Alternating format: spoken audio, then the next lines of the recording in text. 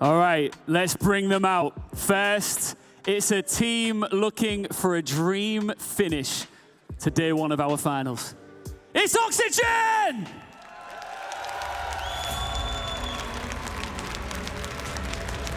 A team on an incredible run of form that's taking them on a wild upper bracket ride. One more step ahead of them for a shot of a lifetime.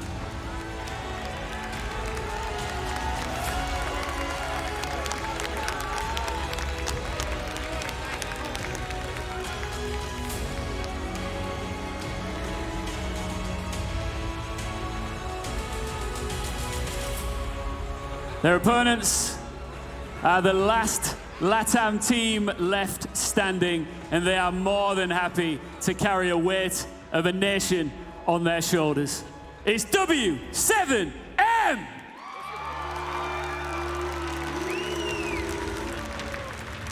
When Julio catches a glimpse of the hammer, memories of SI 2021 will come flooding back. And there is no doubt that this man wants to raise the hammer high in the air one more time, and he is surrounded by a group of incredibly talented players, all gunning to lift it for their first time.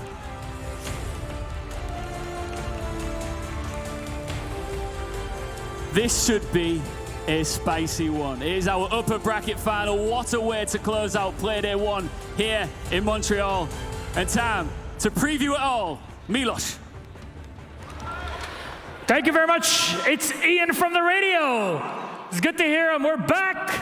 And friends, we still have a Brazilian team in competition. I know, against an NA team with an NA crowd, things get tough. You heard it a bit ago with Astralis and their game versus Koi, but OXG are also massive fan favorites. W7M so far have been rolling through their opponents. But we'll talk about that and more on the Analyst Desk. Hello, I'm Milos Semitic, your host. With me are Jesse J. Chick and Mr. Fresh, the Jackers on the desk. Friends, are we ready for this one? Another NA team? I think so, Milos. You've been dealing with a lot of Europeans down in the lower bracket, kind of where they belong. Now we're in the upper bracket, NA and Latin America squaring off. This is, I think, what everybody in this arena has been waiting to see. I forgot how annoying you can be, Jesse. Oh, I mean, look, this is probably, I would say W7M are the tournament favorites. You know, from the outset, everybody was talking about W7M, W7M, W7M. I think OXG, though, have surprised a lot of people to even be in this fixture so far. I think they've developed a nice balance in their team competition. I think they're looking at a genuine 9-map pool as well. And they've gone very far. Whether they'll get past W7M, I don't know. Well, last time OXG, and Foxy specifically, was on this stage was back when they were known as Reciprocity, and they went up in exactly the same level of competition against G2. And that was the roadblock. Same levels of strength here against W7M. It's a big challenge ahead of them. But to introduce our teams, kind of talk about them in detail, we'll go through it one by one. First up, our North American team, OXG. Milos, they've always been good. They've never quite reached greatness. This is a squad that has gone so well so far throughout this tournament. They've, of course, made that roster change, bringing in Sweater, start of stage 3, and it seems like it has gone so well for them. Yeah, and I think so. And we've got to talk about that guy Nuas as well. We've got to talk about him. Whenever OXG are up in the round cup, whenever OXG are doing well, everything is going through Nuas. You can see this here where he's got a very high rating whenever the net rounds of those fixtures are doing well. Everything goes through him. You know, I compared him, and I actually think this is maybe a little bit disrespectful, but I actually said on Twitter the other day, I think he's the NA Shaiko. I don't think that anymore. I just think he's Nuas. He's setting his own path. This guy's consistency across the board is incredible. Look, he called me an EU shill, so I'll leave it at that. I think that's all you need. Big respect to New Year's that we saw on the interview desk earlier on in the week. Yeah, we were in the elevator with OXG coming to the event this morning, and I asked Newers, I said, hey, New, how many kills you dropping today? He said 600. He did say that, didn't he? He said 600. Now, I've run the numbers on that. The stats say that that is unlikely. However, I kind of believe him because the performance he's put on so far at SI, 600 kills in a day. Like, if anybody could do it, it's probably him. I think OXG for me, just to come back to the overall team as well, is especially with the way Sweat has been playing, especially with Nuas, they look like they achieved a lot more balance in the team. And I talk about balance with OXG the same way I talk about it with G2. They're looking like a proper team that has a lot of solutions to a lot of answers. But you see W7M on the screen, and W7M, they have been scary, to say the least, Jack. But this is a squad that looks to be in the top 3. We've been talking about it for weeks now, how deep they can go, and they have made it. This is about the point in the major where W7M tend to drop out to a regional rival, to a Liquid, to a FaZe. There is no LATAM team left in this tournament apart from W7M. There is nobody that they're even thinking about in the back of the mind that they are bothered about playing. And they are so good. They're so good in terms of their strategy. The strategy is very basic, but it's very confident. They don't think about anything. They just do it. And that's not to say they're brainless. It's just they trust the process. They trust what their teammates are doing them and telling them to do. And by the way, every single one of them is an unreal gunner as well. Like, there's seemingly no weakness in this W7M team.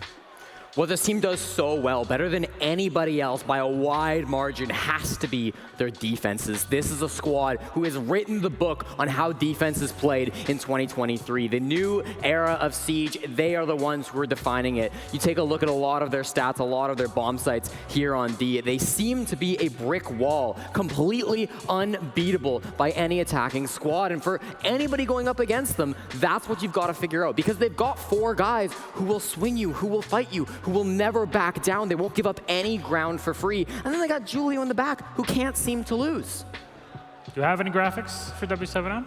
I do, actually, Ooh. Milos. I do. I have a little defense graphic. I love their defense so much, I think it deserves taking a look at some numbers. Did you draw it yourself? Yeah, you know what? Let's say I did. Let's say I did. It's a beautiful one. It's up on the screen now, of course. Massive rating, 1.16, the best here at the event. 68% win rate. I think the most interesting stat here, though, is the last one. Their 4v5 recovery. What this means is that their overall defensive win rate, 68%. If they lose that opening pick, it only drops 6%. They basically don't care if they lose that opening pick because they're so good at getting that trade. They're so good at continuing to fight you for that ground. They don't mind if one player dies because it's been so strong for them on this defensive half. That graphic to me tells me that they understand the win conditions of every single defense that they play. The fact that they are recovering so many rounds from 4v5, now sure, some of the rounds in there will be like a trade, but most of them will be genuine 4v5s where they understand the win condition, the positioning, and the team play that they need to get themselves over the line. That's absolutely scary, that even when a team on the attack gets the advantage, they can't seemingly do anything.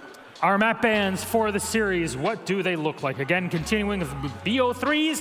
Whoever wins this game is in the grand final. Simple as that. And a best of 5 series away from lifting the hammer. Julio's already done it before. Can he do it again? Theme Park is up first. OXG's pick, they start on defense. A border for W7M, they start on attack. And finally, W7M had the final say on Oregon. They'll remove that and take us to Clubhouse. Jesse, your thoughts on the map ban? I have missed this. I would say Oxygen are the best theme park team in the world if we were like 6 months ago. The problem is they haven't won it since stage 2, 6-0 at the start of this year. Haven't won it since. They got kind of figured out stage 3 when they made that roster move. It looked a little shaky. They couldn't seem to find a win on it. Now is the first time they're bringing it back into their pool since they had those suffers on it. And you take a look at W7M on theme park as well. This used to be their permaban. Yes. They've played it twice, once at Yongshiping, once here, so it seems to be back on the menu. But absolutely, this is a throwback map for Oxygen. I actually expected W7M to be banning away Bank and Theme Park and Oxygen to pick Skyscraper. Those 3 maps are kind of W7M's like low preference maps, and it's not uncommon. We saw G2, we've seen multiple teams go for the strategy to pick whichever is available out of that.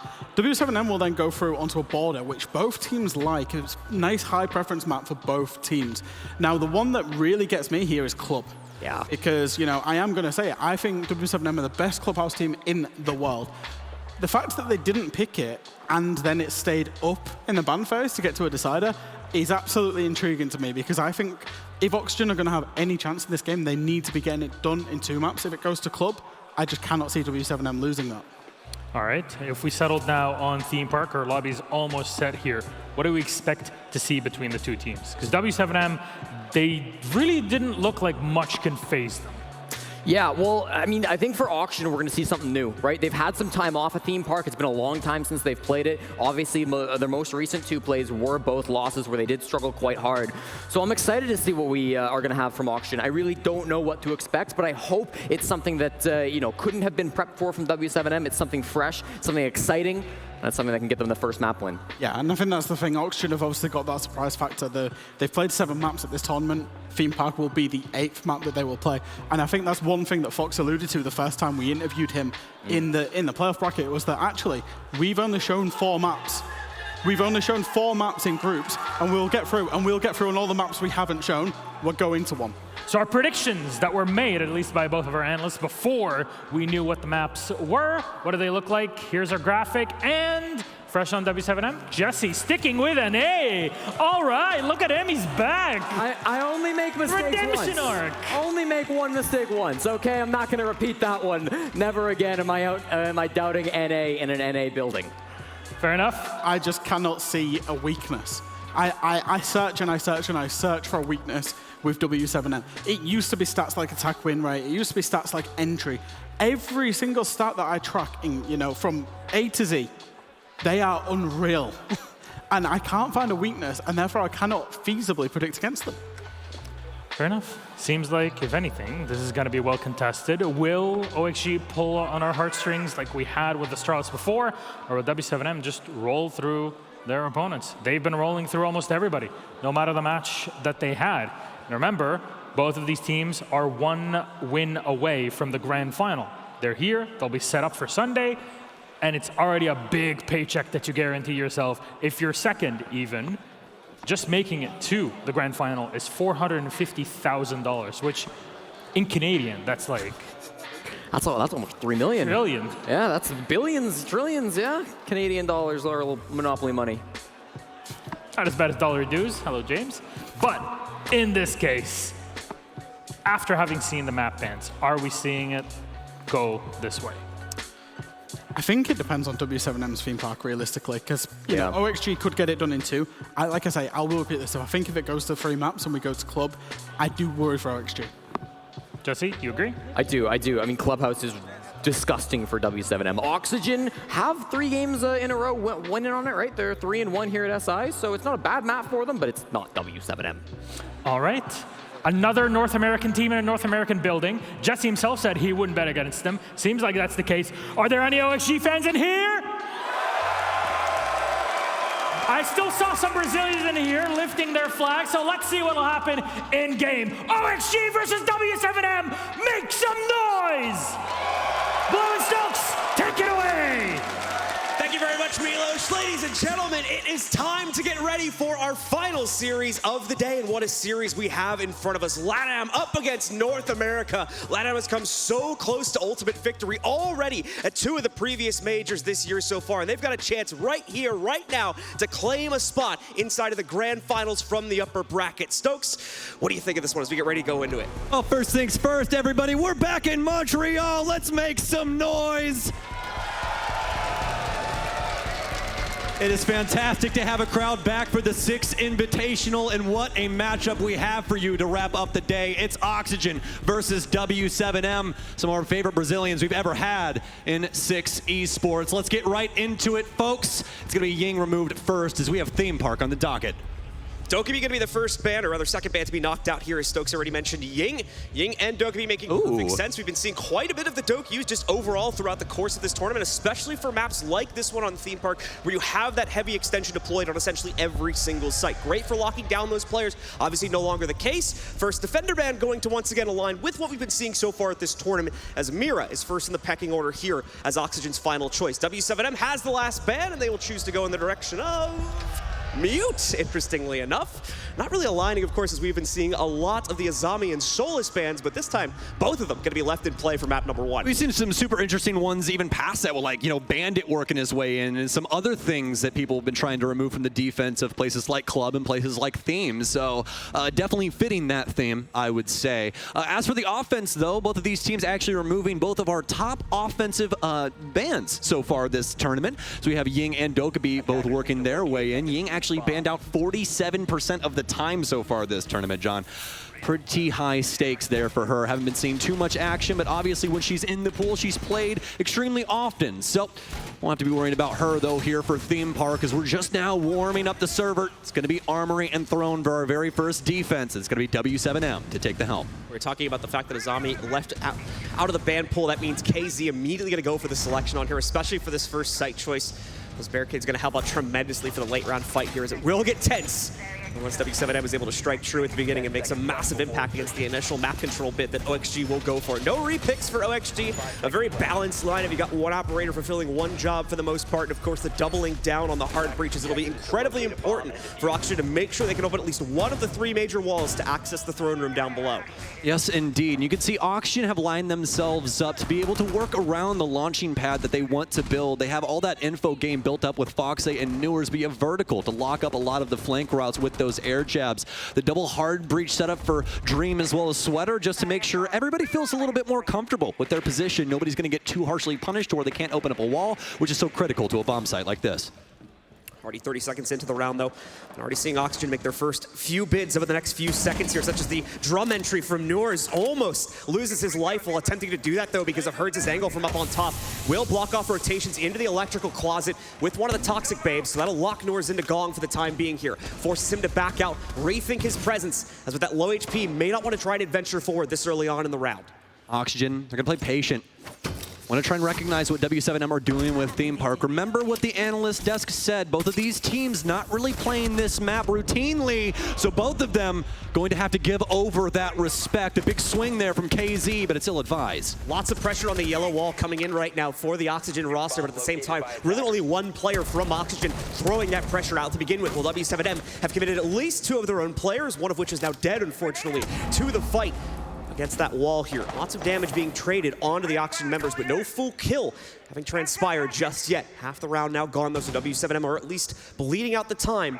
I don't believe Oxygen is going to be too worried about this, as they are still on the right path to eventually get themselves into the site. Vertical trying to push himself forward, definitely aware of Herds' position on the inside of Cash to some extent, but he's got to be careful. Volps to the other end of this towards control, also working towards a flank. It'll be a pinch if he's not aware of it pretty soon here. The battle out now, Vertical doesn't realize it. Elsewhere on the map, Julio will be able to knock out Noors. That damage he took earlier on in the round, going to come back to strike him. Air jab down, does prevent the push against Vertical. He's holding his ground quite nicely here, and in the meanwhile, Dream has the plant going down inside of Throne Room. Herds eventually gets the better of Vertical upstairs, but at the cost of the plant, now going on to the site. Big kills here from Foxay into the 3 versus 3. They have the post-plant position here for Dream as well, but so many opportunities for W7M to try and wrap, especially from the Dragon position. Volps will take down Sweater. JV92 in from Slit. Big fight here, but Dream's better, and he'll take him out. Low HP for both W7M members. Up to Julio to try and clutch this out in the 1 versus 2. Hops on top of the box, gets one, can't find the other just yet, but he knows where Foxay is. He knows he has to be the back of Dragon inside of maintenance. They play off the angle. He has to go for the rotation. The case still down, that timer dwindling. Julio, he won't be able to make it happen. It's going to be an Oxygen round all day for the first offense. Good attempt from W7M to hold on to the defense. Problem is doubling down too much on the roam game, especially upstairs here. Nice kind of false signal being thrown out by the Oxygen roster as well, with the way they put presence over towards yellow. I believe ultimately end up executing in through electrical when everything is said and done, though. So W7M having shifted all their defensive presence over towards Armory instead cost them a denial on the plant when Dream is able to successfully plant it there. Still a very tense post-plant scenario. Oxygen just barely having enough players set up for post-plants here to prevent the retake. And even then, W7M technically succeeds in the retake, just does not leave themselves with enough time to get the counter defuse off. So Oxygen just barely squeaked by with round number 1.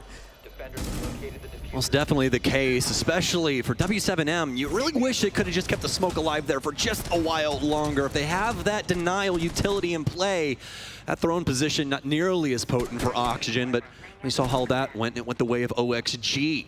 Now they're going to be ascending to the top floor for W7M's sake, as they'll be moving into bunk and daycare.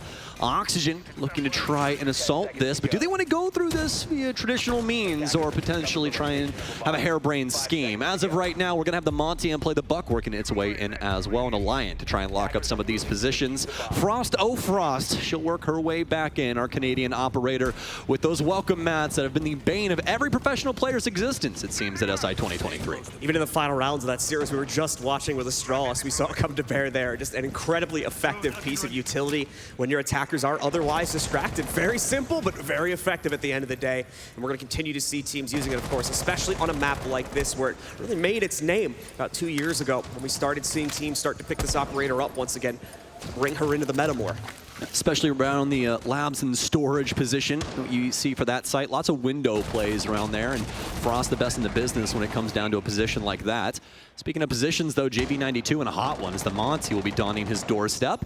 Looks to back up in towards Office, have some reinforcements as well as rotations here to try and assist him. You see how W7M have set up this kind of dual-prong defense here to try and worry about not only the Office, but also the initiation side of things, security.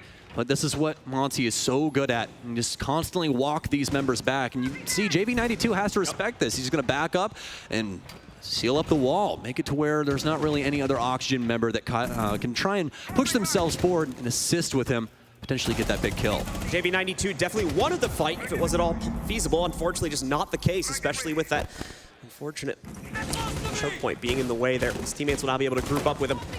They'll wrap themselves into full Office control. Dream, of course, completely unscathed from this position. Herd's just shooting back in hopes of catching another member of the Oxygen roster, trying to transition in and play with Dream from the Office spot. No luck in that regard, however, so Oxygen continue to play mainly on intel at this point. They'll take a pause, not looking for a huge amount of map control.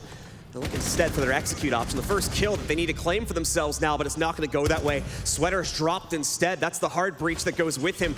No backup. They do have secondary on Dream, but he's probably going to be too occupied throughout the rest of the round to use it, except for, of course, this can opener he goes for now to get them at least to the top of yellow.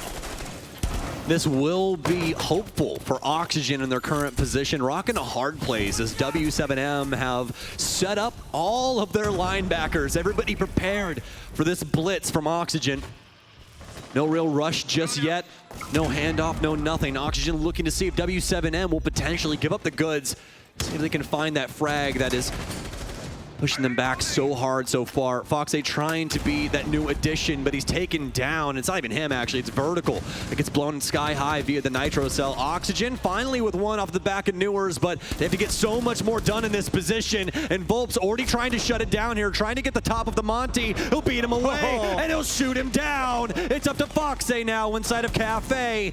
Trails one, goes for the swing, and it's all left up to the Wamai here. JV92, though, will be the one sealing this deal. W7M just holding the line much more prominently that time, not giving Oxygen really an inch except for that Office clear where JV92 was on his own, so we really had no choice but to back up and respect it, especially considering he had that extra shield, or wall rather, to put back up on the other side of the yellow rotate there. Good plays from W7M, not over-aggressing, not overextending to potentially, yeah, maybe they pick up a kill from it, but at the same time could have lost themselves. So the whole time they hold back, exercise restraint, and that allows for them to just bring this round down to a timing point where Oxygen has no choice but to throw themselves at that wall and unfortunately collapse in the process. It was super hard fought, especially kind of that midpoint where we saw Sweater go for that swing on the Frost. Everybody's just trying to get that lead off pick, but you really want to see him try and do it with some, some gusto, some sauce to it, kind of like what we saw with Fox8, kind of that patient play later on that rolled over with the Buck. So we can see some more of that, less active play on the front line where some major picks could happen, like what we just saw to Sweater.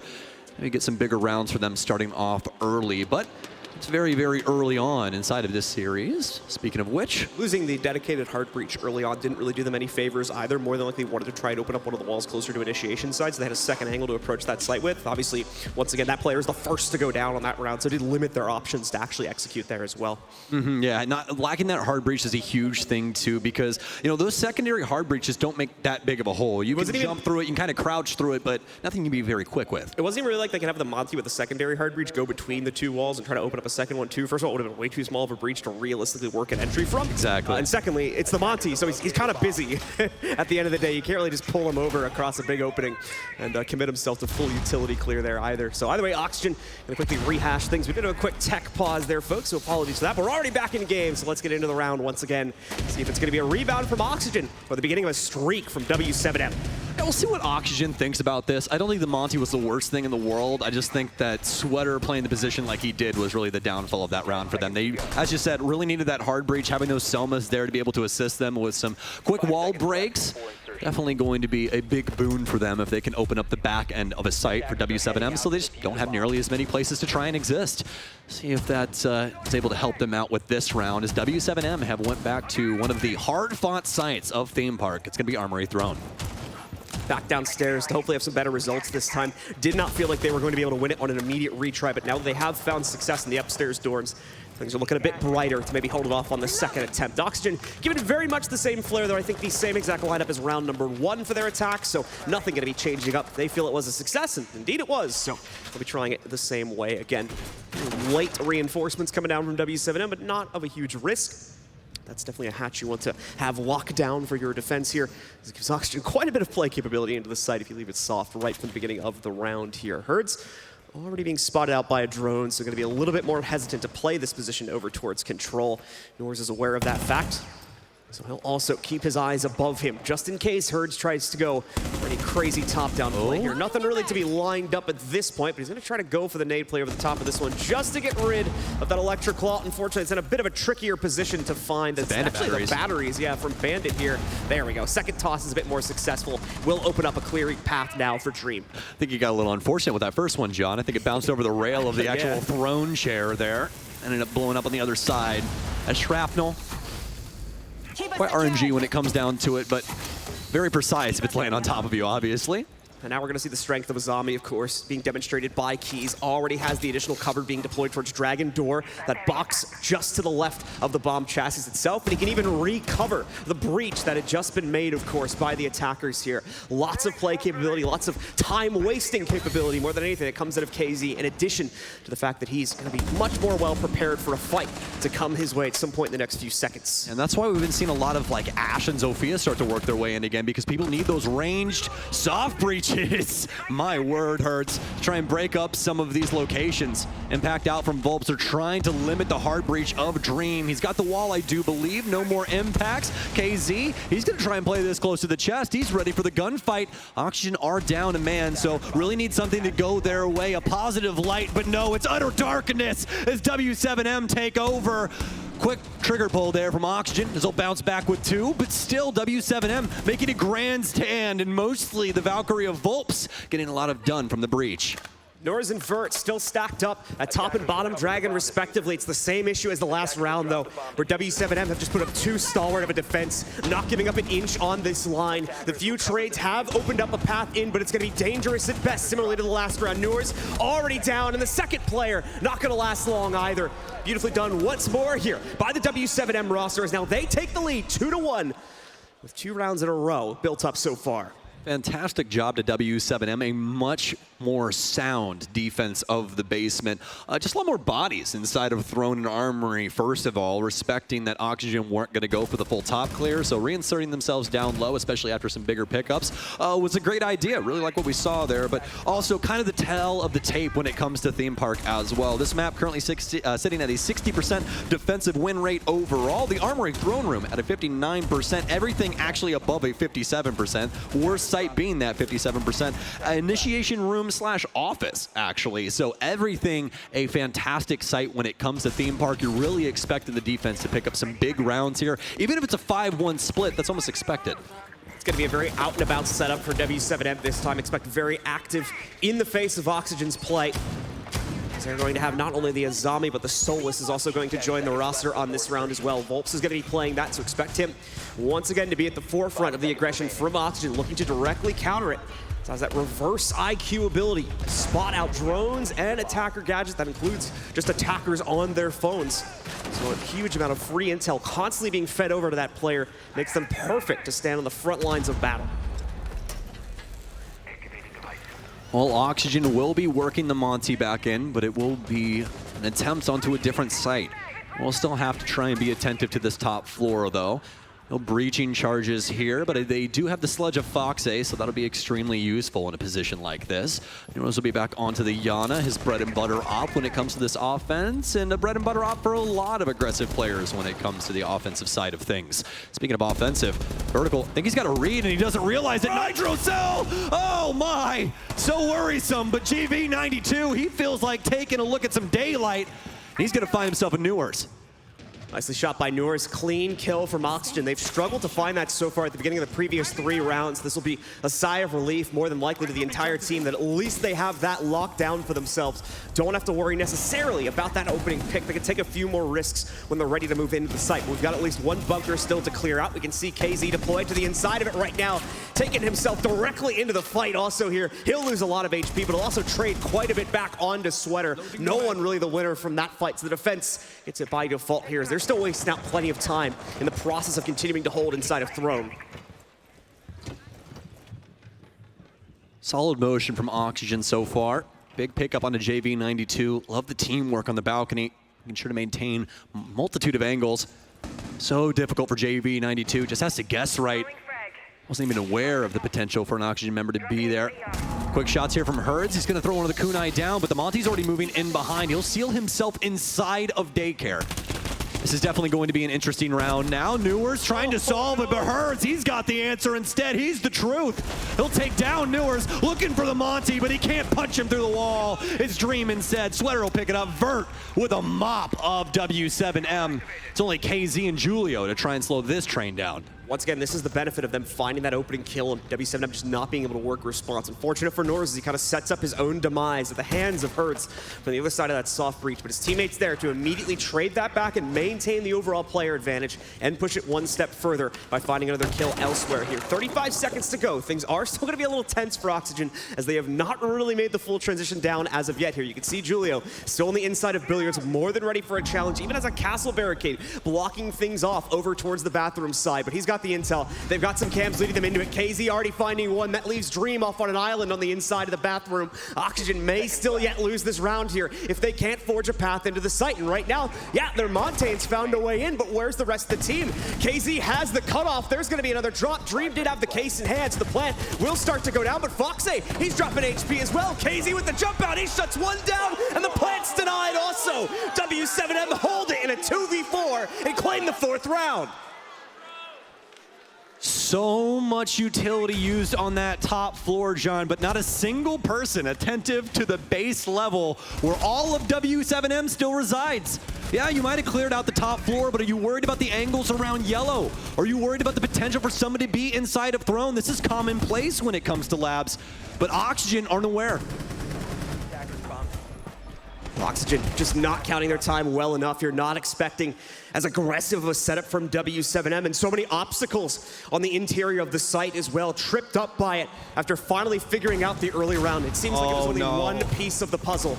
John, I think Julio's found himself. He's back on a 6 Invitational stage. He's no longer the backdrop of W7M. He's not the man with a insane survival rate. He's the man taking lives. 5-0 right now. This is a man that in 2021 was able to lift a hammer with Ninjas in Pajamas before transferring over to this roster. Looking to do it again this year with yet another Brazilian squad. See if they can continue on this reign, but what a game so far from him through 5. Already at a 1.25 KPR with that scoreline, and 0 deaths makes it all the more impressive. We'll see how much further he can push that envelope as we get deeper into the series. Sometimes we will see those players tend to fall off a little bit, but we'll have to wait and see now. As Oxygen once again going to try to change things up slightly. Overall, the lineup bring a lot of similarities to previous rounds, but the Osa now being added in a different form of that shield play. Going to come out for Dream and the rest of Oxygen as they try to finally get a second round here towards the tail end of the half. More aggressive front, and also that kit coming with a lot of potent pieces that you can pick up, whether it be the 5.56 AR or the PDW for primary weapon. You also still have some other cool things like some smoke grenades as well as secondary EMPs, even past her amazing shields that can be played from the offensive perspective for some of you that are fresher to Siege. Been changing up some things recently, or maybe you're just coming back to things. She is definitely quite the potent op due to those deployable shields. So we'll see how Dream tries to operate around those and assist Oxygen, especially with a site like this. You figure they try and set some things up, open up some longer lines of sight, wait for those mistakes via those OSA shields. But already got Newers in down low. He's going to occupy lab for a time. See if he can try and cut off any of these rotations. But as we know, W7M mostly focused on this top floor. Much quieter round overall for both teams, really, but that's going to start to change over the next few seconds. Volps Actually ready to fling himself at the first bit of aggression from Oxygen, leaning itself towards Cafe right now. You can see that zombie barricade blocking things off and making it awkward for the push for Dream and anyone else that wants to work their way in through Cafe. And there'll be immediate resistance on the other side of that one. Dream already suffering, unfortunately, from this blockade as he tries to work himself in. It's lit up to a considerable amount, just under half of his damage gone already here, as Herds continues to actively stem the tide as well. And this is where Osa can start to be an issue. Everybody paying attention to that position now. Oxygen could potentially try and rotate this around to some other stairwells. You know, the W7M do have eyes on. A nice hop out from Julio, and he'll pick it up. He's fully stunned, but does he get away? JV92 on the other end of things. He'll pick up one, but Oxygen, they're back in it. Around the Osa shield is Dream. It's a Dream play from him as well, making this a 3 versus 3. They're looking to pick up their second round on the offense. Be such a big ordeal if they were capable of doing so. You see the wrap coming around from Newers on yellow. Right around the corner is the Valkyrie. Him and KZ both been so dominant over this last year. KZ trying to line it up. He knows they have to try and work his angles. Right around the desk, but KZ shuts him down. Newer's not ready. W7M all over this push from Oxygen. It's up to Dream to try and clutch this out in a 1 versus 3. First shot's in, he'll tag up Bulbs, but he's gunned down. Amazing plays here from W7M. Calm, cool, and collected. Dream with the warning and all still can't shut it down, as once again W7M looking nearly unstoppable here. We're going to get the tactical timeout on this round from Oxygen. Very much needed at this point, as they're dropping rounds left and right. Even though they've seemingly made some progress back on round number 4 with obviously making things a little bit cleaner in the early rounds, still not able to control it in the late round, losing the 2v4, and then all that progress gone once again as W7M has a very one-sided hold here on round number 5. A little conversation here from Redeemer. Sadly, we don't get to listen in like we did during group stage. But that's because we all have you lovely crowd here now. So a little difficult to listen when you guys are being rowdy and having so much fun. So hopefully Oxygen can try and fix some things up on this offensive side. Just a couple things getting lost in translation for them that W7M are able to exploit. A lot of these big picks coming early, and it makes it to where Oxygen really can't translate things in the way that they want to. They don't have the man advantage to try and go for big fights, and sometimes even when they do go past that and still go for it, W7M shoves them even deeper in their grave, making it nigh impossible to even try and pick up the round. So the input from Oxygen's coach is going to make up the difference for the final round of the first half here now. And well, yes, this is generally tending to be a defender-sided map. Oxygen are still very far behind on that scoreline right now. Would want to try and control at least a 2-4, in my opinion, to make this winnable for them going into the second half. W7M sets up a 5-1. Oxygen are truly going to have to bring out the best defense possible in order to still make this map palatable for themselves. And it's just even more important when you consider the fact that, obviously, check out the top right of the UI there. It's their own map pick.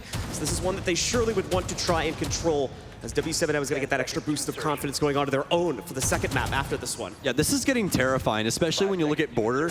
Border is such a map. It's a map where it's just really, really up in the air when you go to it. There is so many different things that can happen. It's just like an unknown quantity sometimes, or you'll be so confident that one team is going to roll over practically anybody when they come to a map like Border, and it just won't be the case. So have to see how things break down there. W7M could just have the wheels fall off the wagon when we get to Border. Again, just really don't know. But so far on Theme Park, they have looked dynamic, diabolical at some moments. See if they can continue this. KZ on a tear so far here, 6-2-2.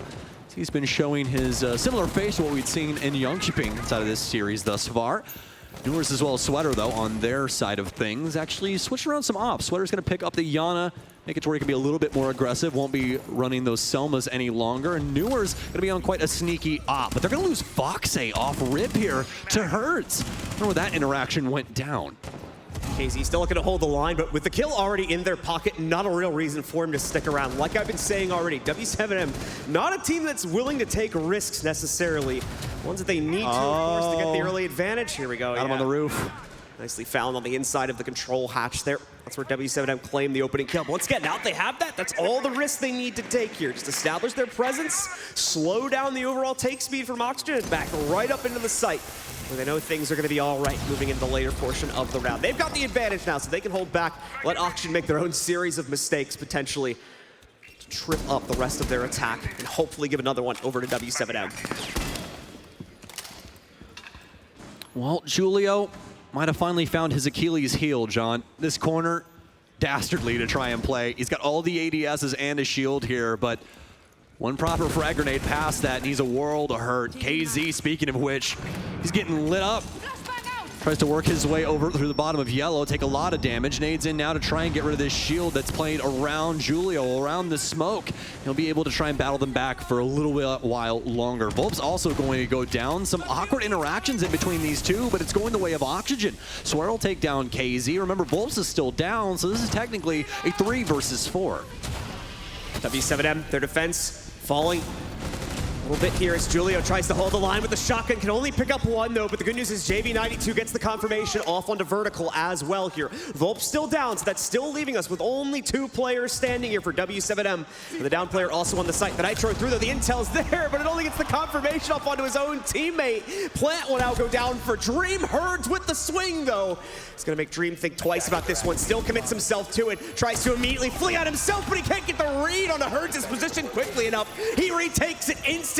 Gets a 3rd kill on the round and a 5th round overall for W7M on the half. And this is what makes Theme Park so hard. The offensive side trying to pick up big rounds, but nothing doing for Oxygen. They cannot figure out this algorithm. Now it's 5-1 in favor of W7M. They only need 2 rounds on the offensive side. And this team, they have been so strong throughout this entire event on both sides of the coin. This is most definitely worrisome for OXG. Oh, what a shot. Instant shot there, yeah, from JB. One and done, the definition of it right there. This Nitro as well. A little late on the intel, I do believe, or rather late to act on the intel, as we did have a member of Oxygen standing next to the corpse of that W7M member, but just unfortunately a little late to actually get the Nitro cell in there. They rotated away by the time it goes off, so they just have that awkward moment where they end up knocking out one of their own teammates. Doesn't even affect the outcome of the round ultimately either. I mean, what a round. I mean, what a half, actually, we've seen from W7M here. Every single person across the board positive, and all of them bringing to bear exactly what they've wanted to state over this last year. They are here to lift a hammer. They are here to win a major.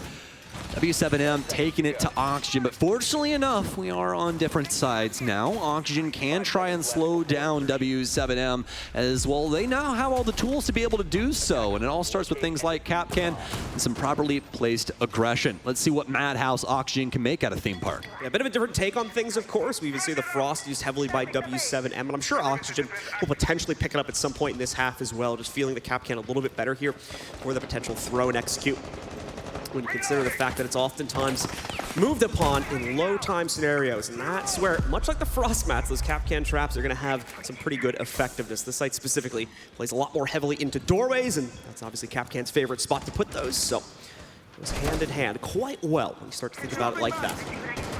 Yes, indeed.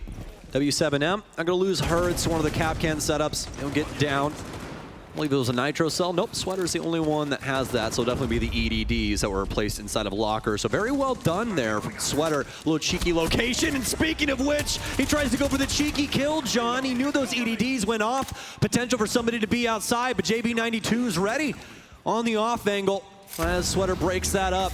So unfortunately timed for Sweater there, and is going to give the big kill over to W7M that they needed for this onslaught. W7M continue to find the exact kills they need to control the early round, just masterfully playing things out. Already got the wall open too. Yep. Wasting absolutely 0 time after finding that kill. Knew there was really only going to be 1 or 2 players trying to resist things to the top of yellow, because they already control the top of yellow, so they know there's not going to be any more resistance coming that way. One of their own teammates would need to die first before they could make it downstairs. Volps forced into a fight. Newers will battle out from that position and continue to maintain top dragon. Keys elsewhere though, or KZ rather, will be able to still pick up another kill from the inside of control. That eliminates Vert, brings Oxygen's defense down to only 3 now, with Newers and Dream also being quite heavily injured, about half of their HP gone each. Oh, Newers. Just a pixel of the thermite exposed. Julio jumps down.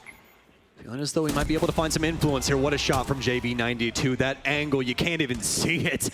Single sliver and ends up taking down the Oxygen member. Speaking of which, Newers now with the rotation. Foxay still upstairs as well. They've completely evacuated the site, but this might be the moment. This might be the time. They're in behind W7M, and they have to try and fend them off. Rotating in, but now it's a 2 versus 2. Oxygen have got what they've wanted. Julio's going to start this plan up. Herds with the Overwatch, low on HP. Doesn't know the angles that Oxygen could try and abuse to get back into this. We go into the post plant. Foxay with some solid positioning, or at least where the case went down. Oxygen find the trades, yes, but can they get themselves back into the site now? That's the problem. These positions have changed hands, and it's oftentimes a brutal retake. This round will be no different. W7M lock it down without too much of a struggle even, and immediately get themselves onto map point here with only 1 round being picked up so far by their opponents. 6-1 in favor of W7M on Oxygen's map. They can't hold a candle to this fire. Brazilian squad firing on all cylinders currently. Just another day in the office for them, it seems, John. See if they can continue on this absolute tear we've seen them on throughout this map so far. And I mean, how do things go once we get to border? I mean, I guess the good news is, you know, if we're going to speak doom and gloom, this isn't Oxygen's last series, no matter what happens. If they end up losing this, they are in the upper bracket, so they still have to transition down to the lower bracket. And we'll have to see what happens with that. I mean, we still got to see G2 tomorrow as well. There's so many games still to be played, and fortunately enough, both of these teams still kept a life on the board. Absolutely the case. So Oxygen count their lucky stars. That is the play status quo at this point, but not going to want to give up too easily either as they get ready to still try and shift themselves into a winnable position for this one. Maybe not on this map, but potentially on the second one. Well, if you remember back to SI 2022, TSM lost in the upper bracket finals before they got sent to the lower bracket and came back to beat Empire. So maybe this is the beginning of the OXG story. Maybe this is where the hero has a little bit of a downfall, a little drop-off. Never know with these anime characters nowadays, Gassan. We'll have to just see. W7M, they're ready to try and take this series and take us to border, though. W7M seemingly with full control over Theme Park here. Having Oxygen's number both on the attack as well as the defense. Now, so far, of course, only having seen 1 round of Oxygen's defense actually being played out. Maybe Throne Room just wasn't their sight. The upstairs hold gives them a bit more freedom of movement and, more importantly, arguably, better rotation capability to get back into the site. Oh, that's awkward. Hurts chucks a nade right at Newers' head. It's going to bank too far because of that. But both players will end up surviving. Just a bullet or two connecting on Newers as he falls back. Quite the awkward situation between those two. Really don't know how Newers was able to get out of it. Practically unscathed, but able to still reside in the building. Monty in plays. We heard Volps rocking around there. The metal clang of Monty's shield. They'll be able to at least get Dragon here, but they don't have any air jabs to hold up the flank, so that'll be dedicated to cameras. Get those set up now. Still plenty of time for W7M to transition through this map. It's going to be the mid-hold here for Oxygen as they're trying to make sure that there is nothing going on over on the initiation side. But as soon as I say that, they're actually going to seal up their 2 avenues, those 2 angles that they had, the one there for office as well as for initiation, breaking right off the site. This is going to force W7M's hand. They had to get some hard breach in here, and they have to do it now. W7M setting up for the crunch very quickly through this hard breach and through potentially trying to rotate Montagne over through the main door. Problem is they do have the counters in the other sites. The Montagne won't necessarily have a safe path forward, but the breach may very well be enough. Herd's already claiming an opening entry. Knocks out Sweater, eliminates the Frost rotate going into break room, but they'll still establish Overwatch for that due to the rotation positions that Oxygen have set up deeper into the site. They've lost initial control, but still have quite a bit of play contention against this execute from W7M right now. So once again, smartly realizing this, W7M does not commit themselves fully to the depths of the site just yet, since they still have a little bit more time to play in. Now they've got another entry, here's where we're probably going to see a hard commit. W7M constantly fighting the tide here. Right to the limit. They do not want to overstep their boundaries. Oxygen, they finally gotten their kill, but Herds with 3. The Monty's found Dream. He can't try and get around him. They're trying to kill the Monty, but he's just too damn good. Volt's constantly spinning on a dime. They've gotten the kills. They know where the last 2 are. W7M with a statement on Theme Park. Shutting things down on Oxygen's own map pick. Only a single round picked up Aside from that, it is a perfect run. I believe a flawless 7-round streak there as well from W7M to close out the map. If things gone their way on round number 1, this realistically could have been a 7-0. I mean, North America, you asked, for the beast, and you got it. W7M, they've came to play today. Amazing showing there, but that doesn't mean that Oxygen is just out of it yet. Still have Border, a high-flying map, so very aggressive from all fronts. So very excited to get into the second map, John. You said Oxygen not out of it by any means. Certainly learning a few things, but a lot more to talk about. We can see their coach immediately going to work as soon as they got up from their seat. So we'll see if they can bring it back. But before we get to that, we've got to go to a short break. And we come back, we'll get you guys ready for map number 2.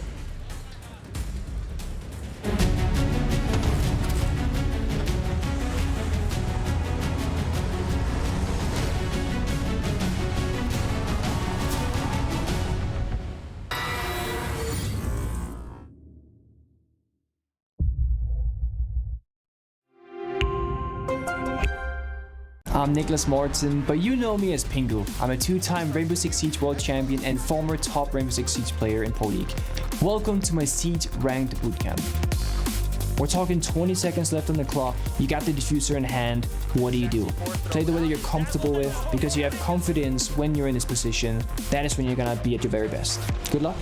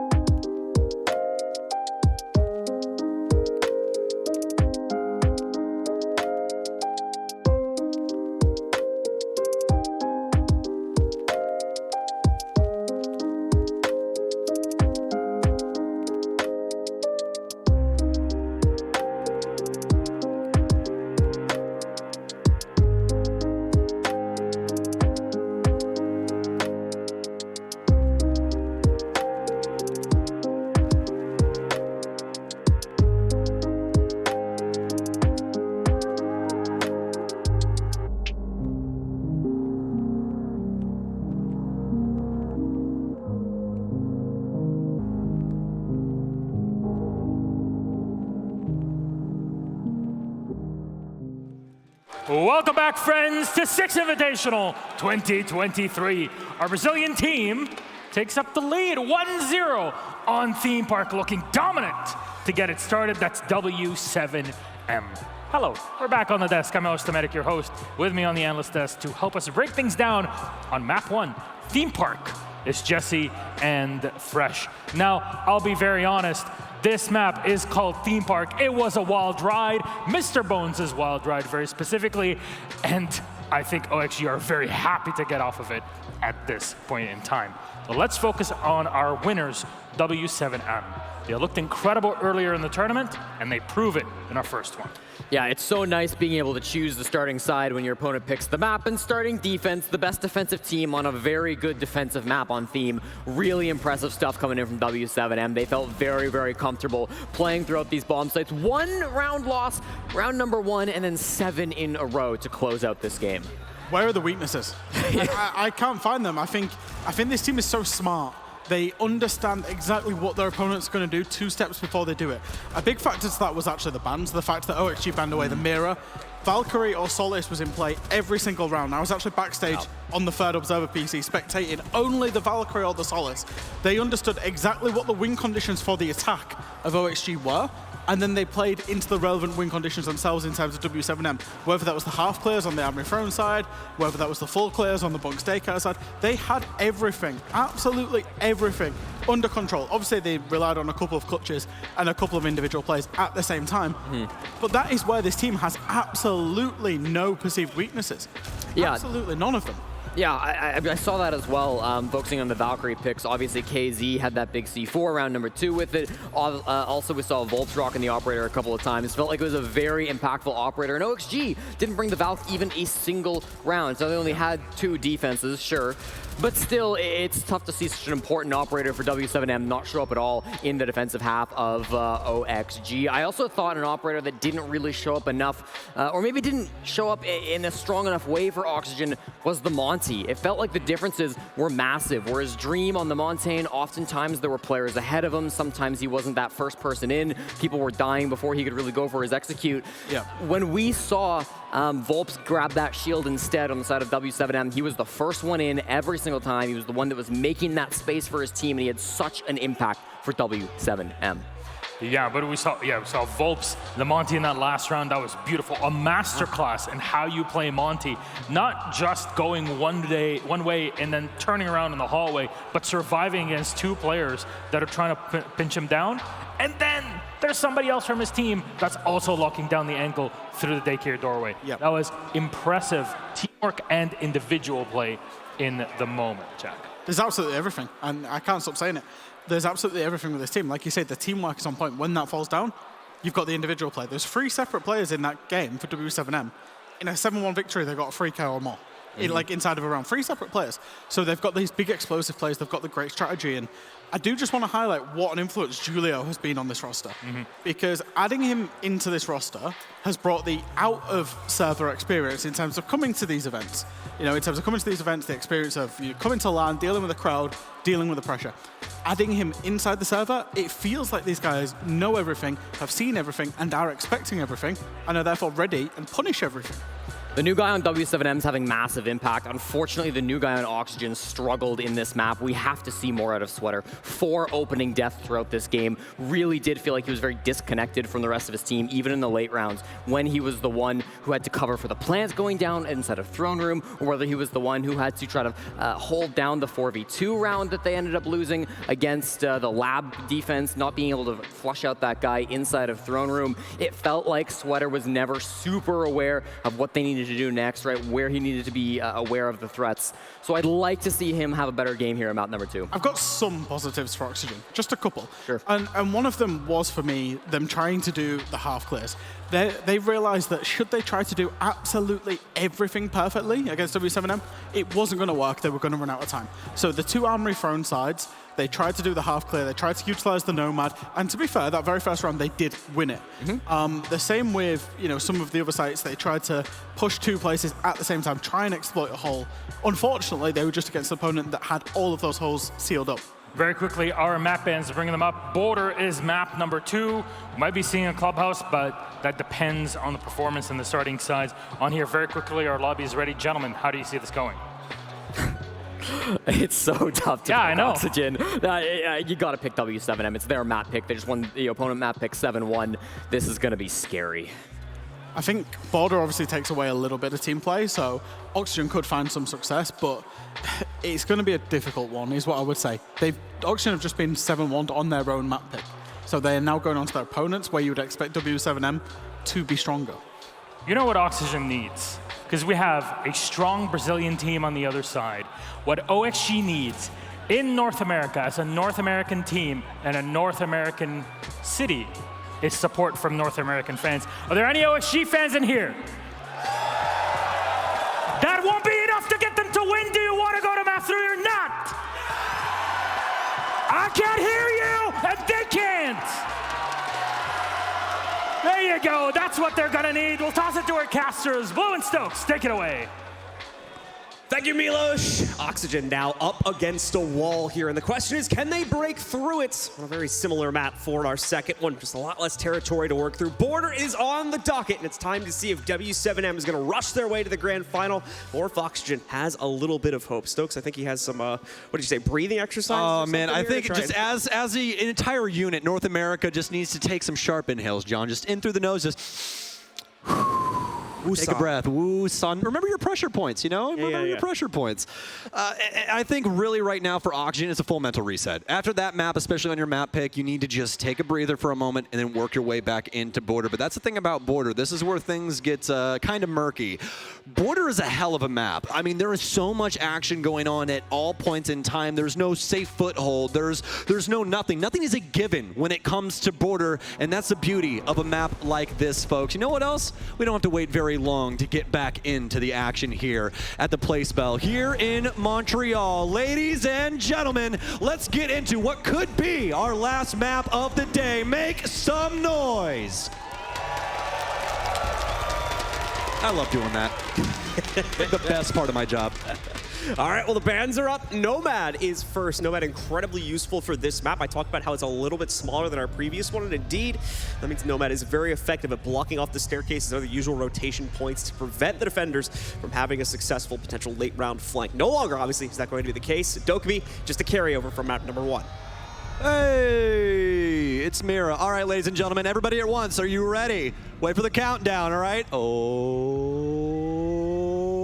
come on. They're not picking it. Come on. Hey!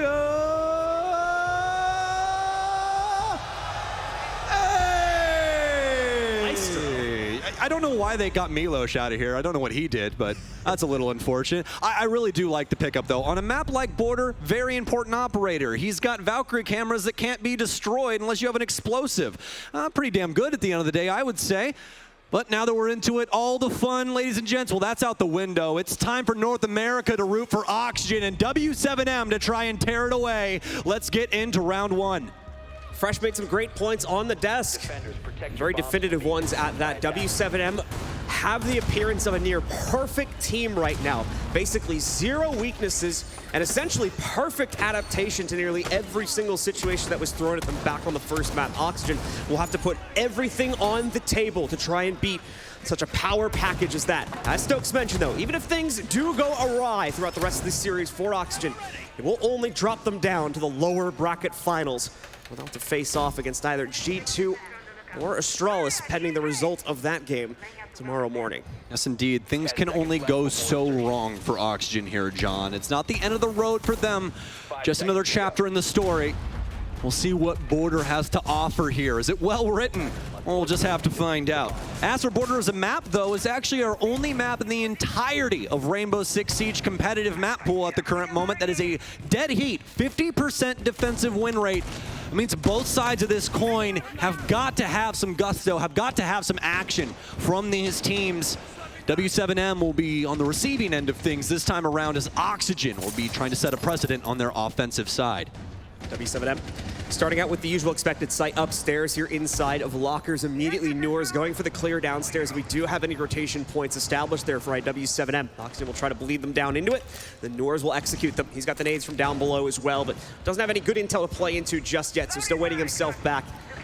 Even has that pre-placed drone a little bit further ahead, too, to watch out for those flanks ahead of time. And Vert is going to score first elsewhere as he holds the south main doorway. He's able to catch Herds in a transition, knocking him out to start out the game. This is a huge issue for W7M. This position has been so pivotal throughout all of our borders so far throughout this entire tournament. If you're able to get control of CCTV, well, you practically have free reign over your next step into Armory. Some fantastic shots of pre-fire actually there from Vert. Ill-advised cross from the W7M member, and now they're trying to get it back in blood. It'll be Sweater to go down first to JV92. Perfect movement there from JV92. Just barely steps out of the way from the clear from Sweater. At least is able to get his 1-for-1 on this round. It's not the end of the world just yet here for Oxygen, but certainly the beginning of a slowdown that they'll have to try and work themselves past. This has already tripped them up on multiple rounds back on map number 1. W7M can deploy themselves in a very similar pattern here on border as well, so they can play this out in the same way to try and get back that control. Noor's not spotting any rotations from down below, backs up, regroups. Is the entire team going to try to push west side now? Well, that key position down there, John, usually they try and build the frag grenades into the position inside of CCTV, but since they're already dead, they don't need Noor's down there anymore. They're going to rotate him back upstairs and try and get him in front of this assault. Somebody has got to kill somebody on W7M. Finally, it'll be Foxay. We got to get some movement here, some action out of North America. There's a minute remaining. We're looking for the feistiness. Julia will be holding the cross here for the rotation out of CCTV. Still Volps in the backline as well. He'll be inside of the B bomb site right behind the bomb chassis. Oxygen still have some things to suss out. A lot of drones down. It's up to Newers to try and assist them with this. Perfect shots coming in there from JV92. He knew it was a high-risk peak, and unfortunately finally pays the price for it when he goes for the third kill. But taking 2 with him is a massive advantage, considering that Oxygen has a huge amount of hesitation following up that trade. And already another member of the W7M defense has taken up the mantle. Light coming in here. It's going to lead to blows immediately. Smart play, however, from Noors. Backs away from the situation, but still can't win it. Julio is given a second chance now to claim another kill. Over to the secondary weapon. It's not workable in the fight, though. Dream wins it out. Now everything falls to Volps with the M590. Nitro out. Fortunately gonna get caught in the middle of that spray. Dream will be able to put the plant down onto the ground as well. The red dot gives him away as he rounds the corner, so Foxay shuts it down, and Oxygen get onto the board first. A dead heat in this first round between these two. I mean, you just gotta think about it. If a zombie stays alive there without that random spray from Vert, that's anybody's round. This border is gonna be so back and forth. Vertical. Such a positive boon off rip. He didn't even know that he was going to get that. He was just simply breaking down a door. Ends up killing one of the W7M members, but a beautiful round there from Oxygen. They don't overplay their hand, John. They use the maximum potential of that clock. Try and clear things out. Apply the pressure to W7M across all of these annexes, and it works out for him. So 1 round on the board, but we saw similar things back over on border, of course. Let's see if they can keep that momentum rolling, as W7M will move to a new site now, back down on the first floor. It'll be a teller's hold for them here on round number 2, as they attempt to get their own first round. Start this comeback to quickly try and re-ascertain control of the overall series here. A few operator changes are going to come along with that, namely the castle, to try and block off the initial clear from Oxygen. Obviously, they will have the utility to respond to that one. Only a little bit late on it, though, using primarily their nades to try and get rid of these castle barricades. So that could create a few problems later on in the round if they end up needing to get past one of them and they haven't already cleared it in advance. Yep. No sledge, no ranged soft destruction either, so it's going to be either the frag grenades or... I mean, Foxay, I do believe, will have a secondary Gone 6 on him, so he can also use that. And actually, so will Vertical, now that I think about it. That's something you always got to remember in that back pocket. Not really exactly shown off to us on the spectator HUD, but yeah, more than likely have Gones for those. So we'll just have to see. Actually, one of the Gones going off right there. Nice little audio cue. So for Oxygen, they're going to be beginning things on the southern side yet again here and start this top clear, pushing over towards the north. They have to worry about a lot of these balcony positions that a plethora of people have been using for the entirety of this land. Haven't had too many people at the bottom of square, so this might be a new look here for Newers. Gonna have the castle in play. JV92 pre-fires, tags Newers actually, and I love this castle barricade setup too. Nice little transition back into sight that he can play off of. Gives him quite a bit of play capability, especially around the east staircase here. Can even pretty freely wrap himself up those stairs because of where the castle barricade is positioned as well. So indeed, This is going to be quite potent for W7M and will certainly create some issues for Oxygen to work past here. Not going to have an easy solution for this. Once they get more established control over towards East Main, probably going to make the hold a bit of a moot point, as he won't be able to watch his back as clearly as he would need to. But for the time being, Oxygen not too worried about that one. When you consider that we do have Keezer playing on the inside of it. He'll get the shutdown. He'll be shut down by Vertical. Vertical will even look for a second one too. Herds commits to the top of East Main now. Tries to take the fight, get the trade against his opponent. Nearly has the timing down there. Vertical losing another sliver of his own health, but he'll back away from it, trying to make it a bit harder for the defenders. And ultimately call for a little bit of a personal timeout on this play. Oh my. The castle, he's right under it. Oh, Newers has been cut off. The audio not clean on the crouch walking castle. JB92, he slips through, circumnavigates all the angles. No one aware of the player at the bottom of square. Thought he was still just going to reside inside of sight, but he's cut him off. Foxy will go down too. W7M, although Oxygen have finally gotten their second round in the series, they are not getting off of this gas. They will not go quietly to map 3. JV92 holding on to things. They know this player still has to be around square, but he's playing it perfectly, John. His positioning around these half walls make it so difficult. Vertical's finally found him. Somebody's got to assist. They'll finally shut him down, but they have to motion towards sight. That's going to end the drop is seen as well by Sweater. Takes him a moment to recapture his target, but he does indeed find it. Volp's now down. The plant going in for Dream as well. And Julio caught in the midst of the rotate. Herds, the only one able to make an impact. Sweater, in the meanwhile, already making his with a triple kill on this round. Herds, however, he's still in the fight as well. Reducing it down to a 1v1. Has the intel here to play out into it. Tries to go for the peek, but exposes himself on the way back. Vertical takes it instead. That's Oxygen, now with a second round in their pocket. Vertical existed on this balcony as well as the outside portion of the exact same area for the entire map, and W7M could not deal with him. Fantastic positioning from him. What a play. Indomitable. Absolutely dominant there. W7M can't do a single thing about it. And this is just practically going to be a highlight reel of Vert constantly being able to find this stalwart position over and over again. JB92 getting a lot done in that round, but when it came down to a square play, it was the combo action of all of Oxygen building off of what we saw from Vert earlier. Really able to translate that into a site attack for the Aegis. Very well done. That's 2 rounds here on Border. Border continuing to look promising for Oxygen. And a great rebound being seen from them after it really looked like W7M had Oxygen's number outright in map number 1. Not so much the case here as we move into new territory. And things look a heck of a lot more promising now for the North American squad as we go deeper into this map. Still time, of course, for W7M to rebound in their own regard. And they'll look to do so with another upstairs hold coming up on the 3rd round here. Yep, they're going to rotate back to the tried and true Armory Archives here on Border. The only site that we have in this entire building, John, that is above a 50% win rate. Everything else dwindling. 49 for 2 of them. I do believe another one's sitting at around like 42%. So this is W7M's best bet statistically to try and pick up around here in the near future. Herds is going to have ace, though. That's going to be the likes of Dream. On cam, nobody shot the default. We'll see. No. Foxy, not aware either. They're going to know that that detention hole is now there. Free intel is free. It is indeed, and that's the best kind of price, John. Free 99. So W7M have in spades currently. Nobody's still checking that cam. He's going to be able to just keep track of Dream this entire time. Sure, it'll eventually get caught here, but regardless, as I mentioned, got a minute in. Still no one's noticed it. This thing is sitting up and continuing to feed over a massive amount of intel to the W7M defense. They know exactly where anyone trying to play west main side or in through that jail breach is going to be headed towards. They'll even know now, look. Oh my goodness. Gets caught. It's like, cool, the jail player's gone now. You don't have to worry about him if you're roaming around downstairs. He's probably going to repel or try to play main door. This is all so much intel. So many things that W7M now don't have to risk their lives in checking for. And it's going to create a real issue for Oxygen, as they're going to be wondering why they can't find anyone on W7M. Yeah, ladies and gentlemen, it's not just your friend Larry that doesn't know how to shoot default cams. It happens to everybody, okay?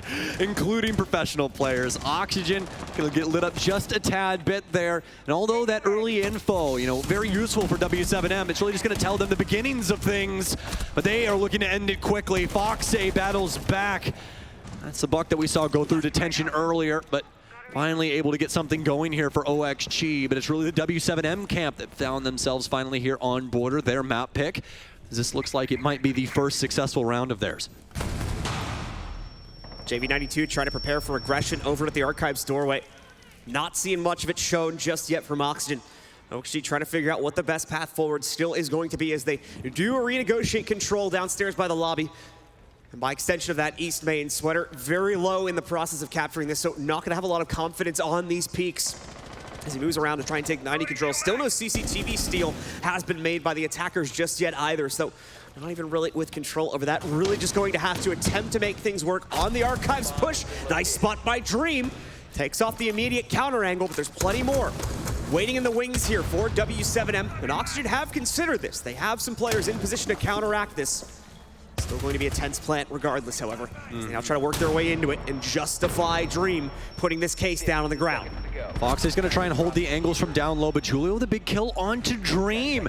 Nobody going through the traditional rotates that Fox was trying to occupy, but now it's just down to Julio. On site here, he'll be able to down one, but as you know, Fox's right around the corner! 3 rounds in a row as Oxygen are able to collect themselves before W7M can send the death nail. Don't even need the plant when everything is said and done, just brute forcing their way forward. They're able to take it. That's going to trigger a W7M timeout. This is now a 3-0 lead for Oxygen. The crowd as well.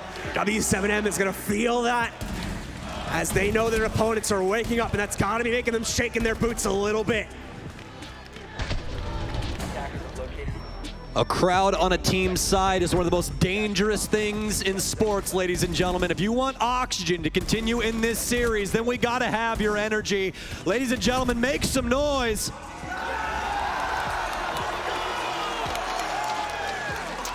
That was almost perfectly timed for that little worked well with the right replay there. Yeah. Perfectly timed. But Oxygen up 3 rounds after such a dominant showcase from W7M on Theme Park as well. You'd think that they wouldn't be fully mentally in it, but they're built for this, John. They're built for the mileage. They're ready for this full best of 3.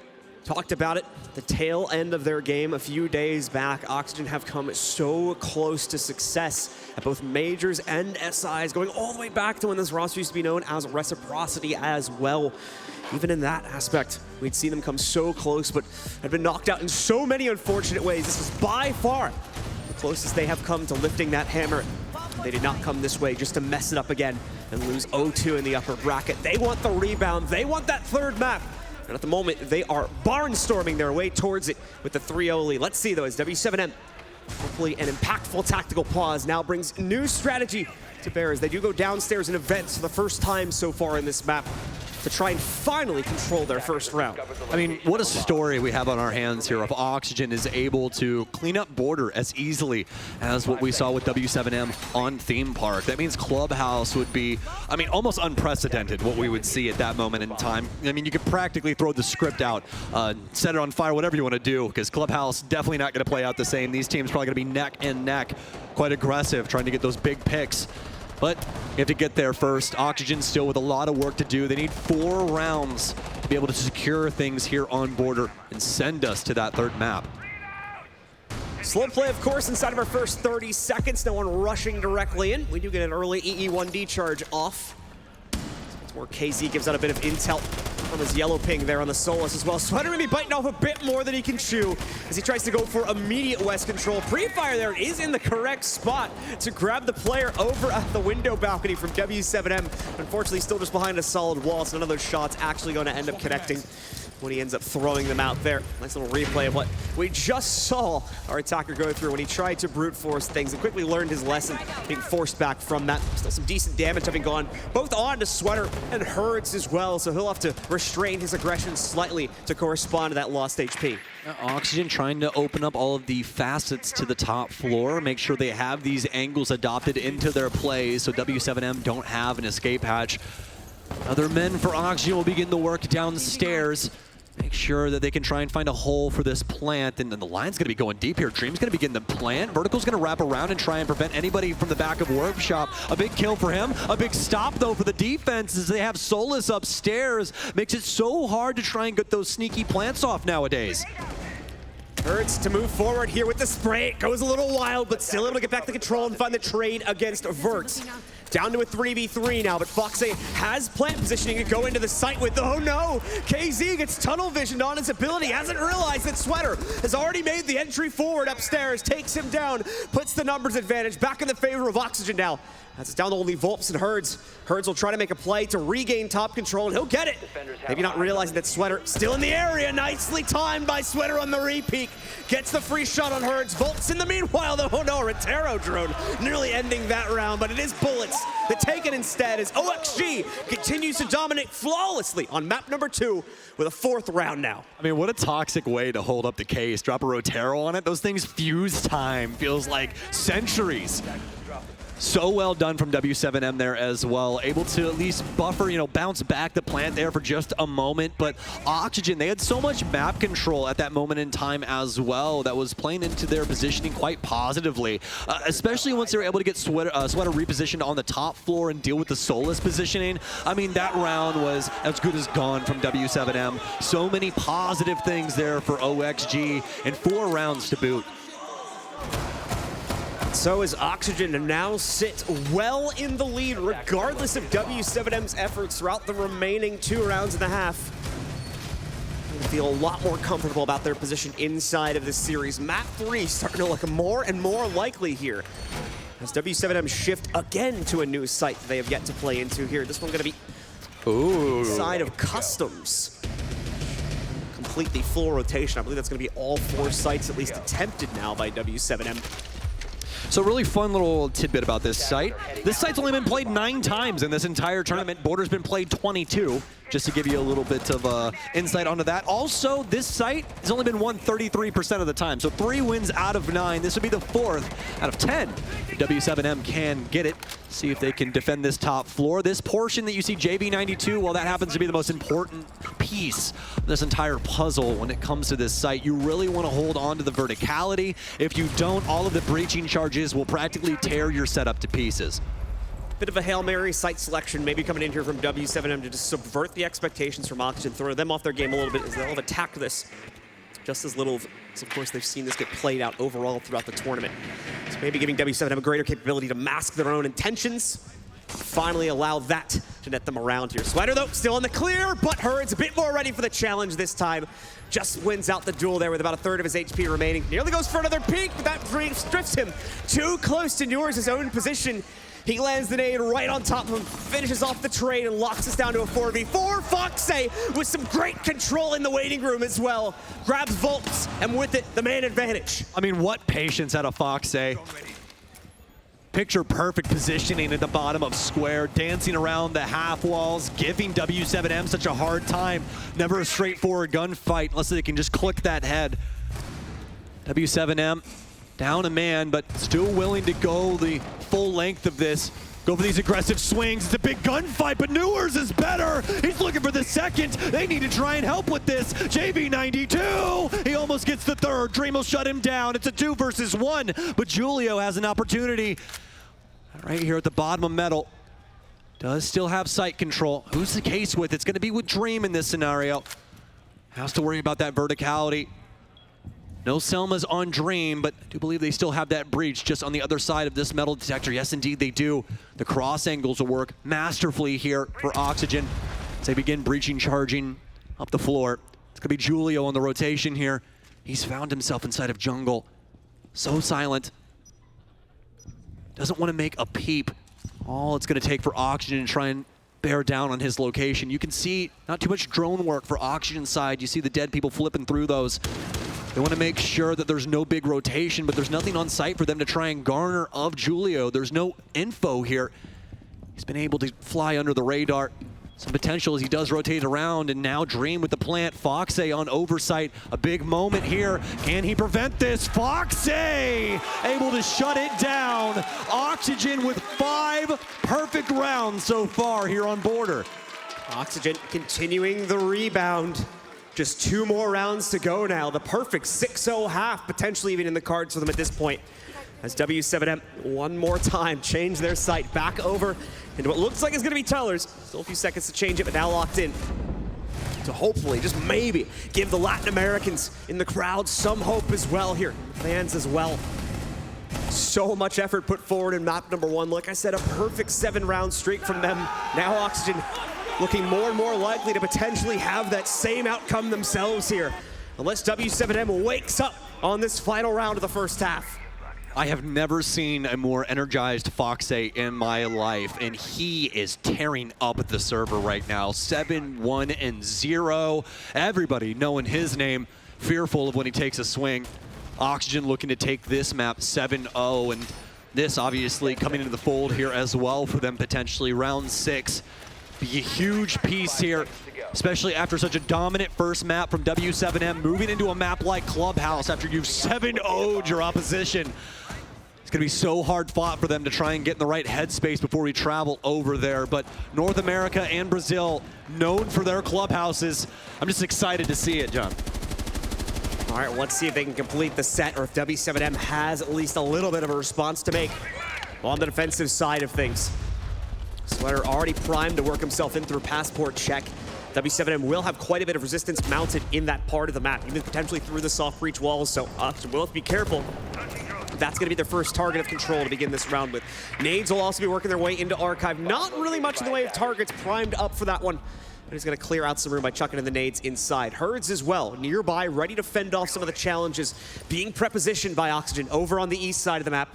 Really just seeing that in the form of, I believe, Newer's on the rappel currently, though, so it's a light buildup. One that W7M may be able to directly get into the way of. Sweater strikes true yet again, though. This is another player that's had a massive improvement from map 1 to 2. Alongside guys like this, Newer striking true for the second clean kill so far on this round by Oxygen. 2 kills to none so far. We'll take another look at Sweater's on the right side of the screen there as he's able to lock out one just over at the bottom of the east main stairs. I mean, this is picture-perfect aggression on border from Oxygen. They're finding the info, they're immediately backing up the play. Past that, they're making sure to occupy these different spaces around the map where they're going to see some more aggressive looks from W7M. Been able to capitalize on those situations as well. Now W7M just trying to get something, trying to squeeze blood from a stone, but they can't get it done. Oxygen constantly able to battle back, but finally KZ able to shut one down. But again, it's constantly Oxygen able to make these huge plays, these huge contributions. The Nitro Cell goes down. I don't think it's gonna land properly here, and the plant will successfully go through. Julio to try and stop a flawless half in a 1 versus 3. Such an awkward Nitro going down there as well. Dream can't even fully lean out the kill. It just has to make a wild dash and hope he doesn't get picked. Thankfully, saved under those circumstances. The player with the Nitro toss already having gone down. Julio now left alone inside of the 1v3. Nice find to start the clutch, but he's got a long road to recovery here if he wants to at least make this a 1-5 scoreline. Back out over towards the site. Oxygen already in stable post-plant positions. It's going to have to be Julio getting aggressive, and he's already nearly out of time. Just leaps directly onto the counter. Where are we going to see the retake come from here? As indeed, he jumps onto it. Already had hopped off the case. So even if he won that fight, the round still would have been lost. Oxygen complete this perfect comeback now on map number 2. 6-0 in their favor to start out the first half. And I mean, what a comeback. From a map where they were only able to muster a singular round to not allowing arguably the best team in Siege at this moment in time to not even get a round on border defensively as well. Like, just mind-boggling what Oxygen have been able to produce in this last hour. They're looking to try and tidy up this series here, make it 1-1, 7-0 on border. I'm excited to see what they try and do with their defensive half because their offense was just so perfect, man. They're able to hold down every single portion of the game plan there from W7M. Even some of the loose aggression coming from them, still able to put a collar on this dog.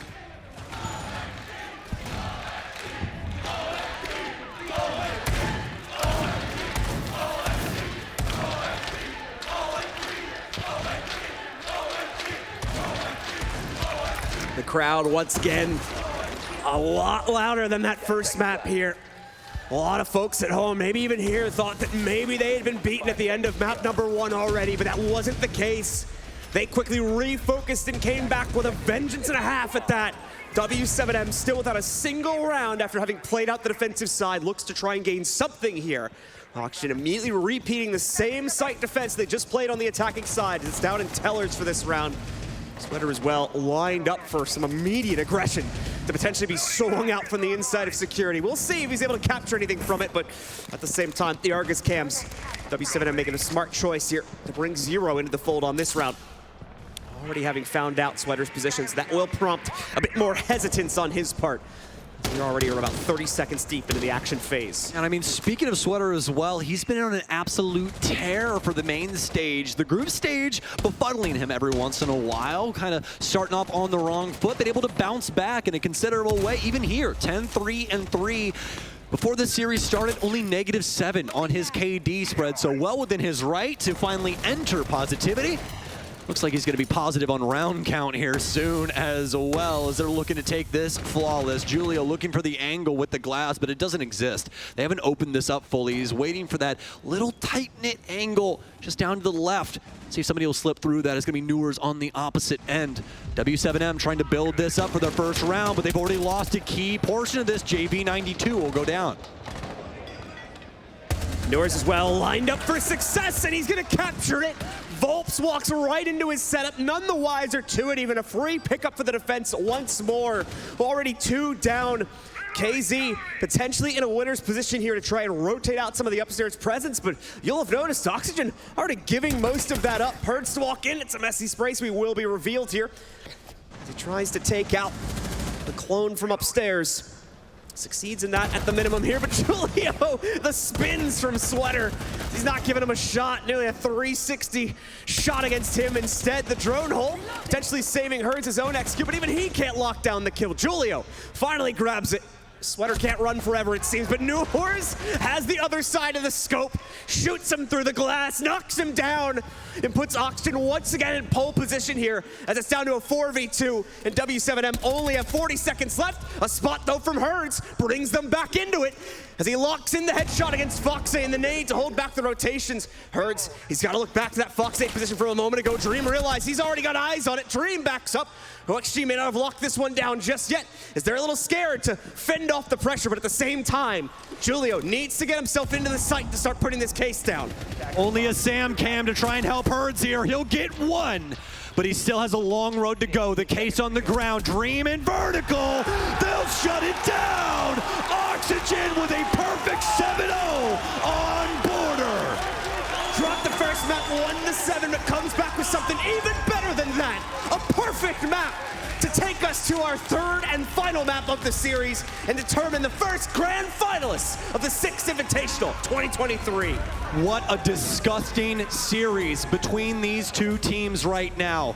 The opposition for both of them only able to drop 1 round and then 0 for the second map. Absolutely ludicrous. A 7-1 on Theme Park in favor of W7M. A 7-0 by Oxygen on border. We only have 1 map remaining, John, and it happens to be a Rainbow Six Siege marvel. It's Clubhouse. While those first 2 maps have been incredibly one-sided, at least looking at the scoreline, I highly doubt we're going to get that on map number 3. Stick with us, ladies and gentlemen. We'll be coming back to you in just a few minutes with the final map of the series.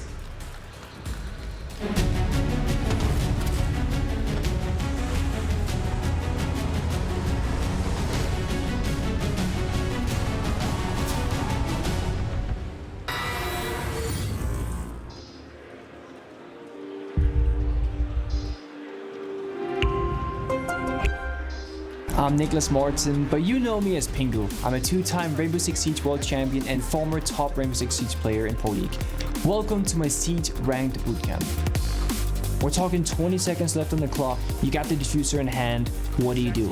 Play the way that you're comfortable with, because you have confidence when you're in this position. That is when you're gonna be at your very best. Good luck.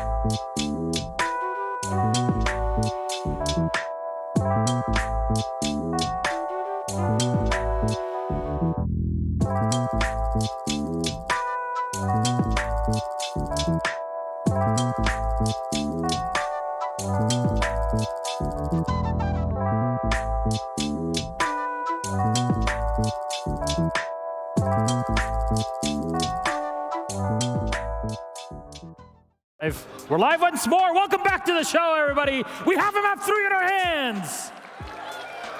Is that it, OXG fans? Come on. Thank you, and thanks to your shouts yet again, an NA team has recovered and taken it to map 3. That's the energy of the crowd that we talked about all day today. Welcome back to the Analyst Desk. I'm Medic, your host. With me on the stage are Jesse and Fresh. Gentlemen, what a way to put a statement down after being 7-1 on map 1. You come back and do it a bit better, 7-0.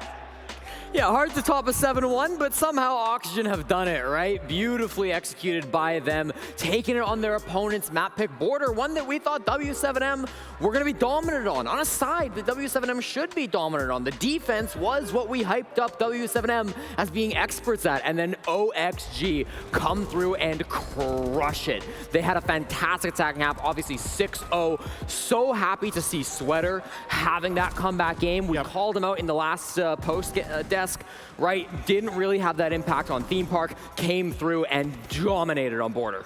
I think when you're looking at a team and you've just lost your map pick in a best of 3, you have to question it, and you have to kind of, at that point, you have to say to the team, right, write it off, just get into the next map and just play it round by round. Realistically, you're not expecting anything. So for OXG to show such mental fortitude, such mental resilience, to be able to get Theme Park out of the back of their minds, not show any fear, get onto border and that's all they did, is they took it round by round. They punished the aggression from W7M, and then rounds just snowballed into a very, very clean 7-0 victory. That was the Oxygen that we expected, that could have made Theme Park a little bit more competitive, that can make this best of 3 competitive. They finally showed up. Yeah, and I really do think they were clean attacks, you know? Yeah. W7M, they tried a couple different things. They started by being really aggressive, right? They started by trying to spawn peek the windows, and Vertical consistently was shutting that down from the same window over and over again outside a catwalk, being able to shut down those aggressive plays, right? And then the attack timeout got called after round number 3, and we saw a bit of a change of pace from W7M, but still, the opening pick eluded them. They could not get that foot in the door, and Oxygen were always just barging in. I thought this was a fantastic performance from them. The plant focus from Dream. I'm sure we'll see the stats soon. Dream is now the most plants of any player at the 6 Invitational, just overtaking Brede. And Brede, of course, out of the tournament, will not be taking that title back. So Dream, incredible performance from him. 4-3, bottom of the scoreboard, but he is truly potential MVP for this map. It's not too bad, is it? 4-3 plus 1. 86% cost. It was 100% for a long time as well. All those plants, as you say. Oxygen have had a very, very, very clean map. But how? Look, I'm trying to make sense of this, because there's no way we can go into a series and with teams that we're saying, okay, OXG are good, but W7M, man, they're like another level beyond them, and then somehow you would destroy OXG 7-1, you go on map 2, you got rolled over 7-0? Where's the logic? Like I said, we've got a little bit of egg on our faces here. We did not anticipate this coming whatsoever, because, you know, it's a great map for W7M. I think there's a couple of things that factor into it as well. Is obviously OXG showed some great mental fortitude. There's a few Newest signs about as well. But he is him. There's one about Newest stole my girl as well in the crowd. There's a lot of Newest fans in this crowd. But yeah, there's obviously OXG had to come back. But also, I think from W7M's point of view, is they were maybe feeling themselves just a little bit too much. They maybe thought that this was done and dusted already inside of the server. You know, they were being very confident. They were maybe staying in places when they should have left. They weren't really reading the situation as well, which is something that I praised them for in map 1. So it all accumulated into this big old 7-0. Yeah, it's tough because they never really had a good start to a round. Sometimes it kind of, you know, they would lose and they would do that thing where they're good at coming back from rounds on the defense. Sometimes they would start to do that, but then it would always get shut down, or there was Sweater trying to cover for that plant or what have you. It always felt like OXG were able to close it out when just W7M couldn't. Our third map, guaranteed now. What about our map bans? Can we bring them up one more time for the series and for today? Yes, we can. Clubhouse is where we will go. W7M banning Oregon to take us there. That is our decider. If you can't play Clubhouse, you might as well not be playing competitive Siege, especially not at this level. It's a classic map. 2 teams should know it by heart completely. How do we see this going? Both teams do know it by heart. Oxygen, a 3-game win streak. W7M, a 4-game win streak. And for W7M, all 4 of those games have come at this event. Elevate, BDS, M80, Koi, all of them failed to take down the giants of Club. Maybe the best Club team in the world, Jack? I believe so. We'll see if Oxygen can. I think, and this is the leverage that W7M have, I think, over every single team. I've commented on it a few times during this tournament in that the way that teams look to ban and play against them. Of course, Koi picked Clubhouse into them. Other teams have very much tried to shy away from it because it's a map that they will always leave open and they're very good at. If I go back all the way to map 1 and I think about how Theme Park and Clubhouse are similar, the attacks, the processes, they're all very similar, very familiar, whereas Border is a lot more fluid than that. So I think that W7M probably take the advantage on Clubhouse. You know, they are in such a hot streak on it, and they're beating good teams on it. This is not just beating teams in groups. They know everything that's coming, and I think their situation management is very good when they know what's coming. Who's winning it? Just give me a team name. OXG, never doubted. Apart from last map. Nah, never doubted, never Apart doubted. from the last map, Jesse. Jack. You're flip-flopping around here. W7M. Ooh. Look, let's ask the crowd. W7M? There's some. OXG? I think you heard him right. Let's toss it to our casters. Give us some noise. Blue Stokes, take it away. Thank you very much, Milos. Ladies and gentlemen, it's come down to one final map as we get ready to go into Clubhouse, the quintessential competitive siege map, to decide the fate of one of these 2 teams, one of which will be moving on into the grand finals already, and for the other, a chance to potentially rebound and get revenge against their opponent sitting in front of them right here, right now. Let's see who's going to take it as we move into the final map of the series right now. Montreal, make some damn noise! It's time for some Clubhouse. Oxygen versus W7M. It is our last map of the day. I better be hearing noise after every one of these rounds. We don't talk tonight. That's how this works. We'll let our voice rest. We'll sleep it in. We'll bring it in tomorrow. Let's get into this. Ying's gonna be banned out. We'll also have Maverick removed for this one. Ying still our most banned offensive operator of this entire tournament. Still going to be showing its ugly head here on Clubhouse. Maverick still a staple of this map as well, and that's why he will be removed. Mira, too, past that, as we've seen her find a lot of success on some of these more aggressive basement setups. Found a lot more pointed bans inside of this series, too, with teams trying to lean them specifically at their opponent's picks. That's going to kind of stay in play here as we'll look at the Cade for the final ban from W7M. Just not wanting to deal with the counters and the hatch play more than anything on basement attacks. But there's a few other areas where Cade can cause problem points as well. Bandit obviously can be slotted in for a few of them, but not all of them. Yes, indeed. Kaid banned out, although Thatcher's still up, mostly because nobody wants to be chained to those EMPs. They want to guarantee that things get open. That Maverick ban especially kind of hindering things, in that regard, as well as he is a guarantee that things get open. So both of these teams respecting the other's bans, building this map up to be quite even when it comes down to things. Now, this is where the rubber hits the road. Oxygen on the offensive side, which they picked, and W7M will be starting defense. And as W7M take on that defensive mantle, we'll see if it potentially gives them the boon that teams usually expect to find on this one. But Stokes already bringing up their Oxygen, picking to go over towards this side.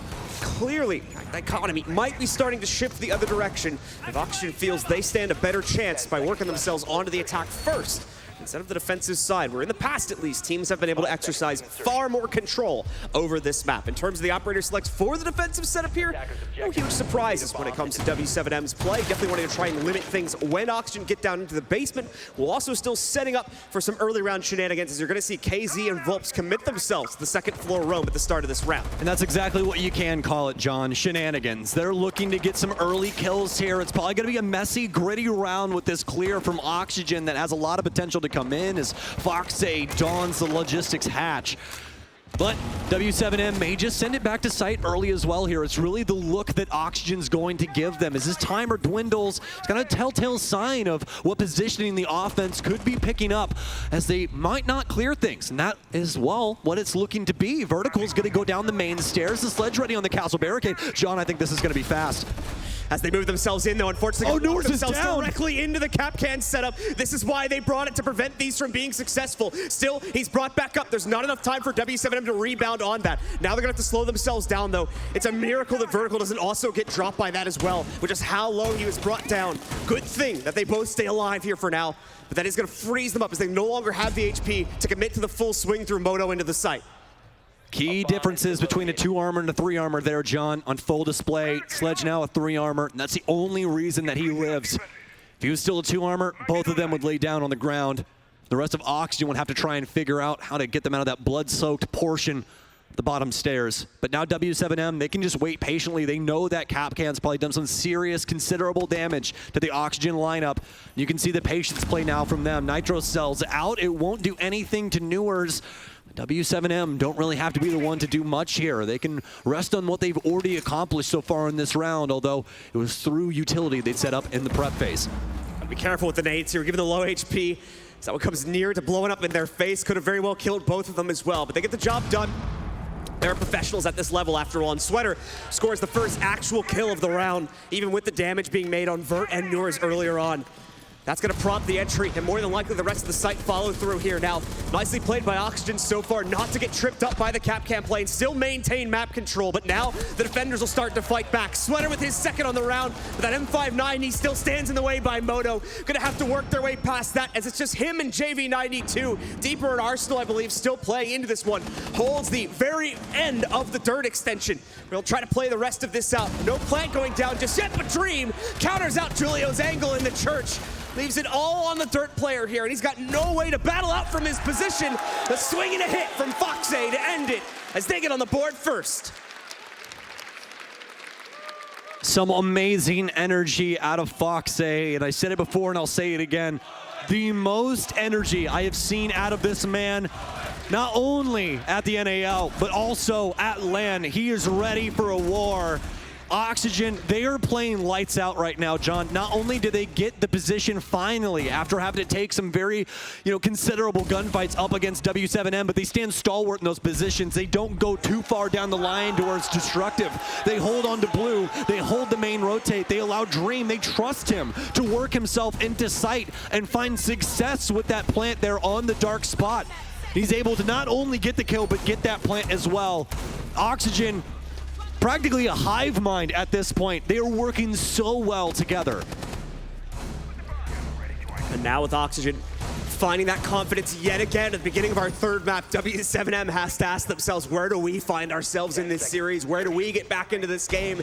We thought we were the perfect team. You haven't heard the analysis desk talking about it. I agree with them as well. A near flawless team, basically zero mistakes to critique going into this series, but suddenly things aren't looking that stable anymore, and a trip to the lower bracket potentially becomes more and more likely the more rounds Oxygen get on the board. Only one round having been played out, though, so still plenty of time for this LATAM roster to rebound and find their own path to the grand finals. Yeah, but here's the thing, John. You think you're mad at home when you lose a round to Rainbow Six Siege. Every single one of these rounds carries the weight of the world. W7M, attentive to every detail. Same for Oxygen. Not a single thing can go missed. That's how these rounds quickly turn on their end.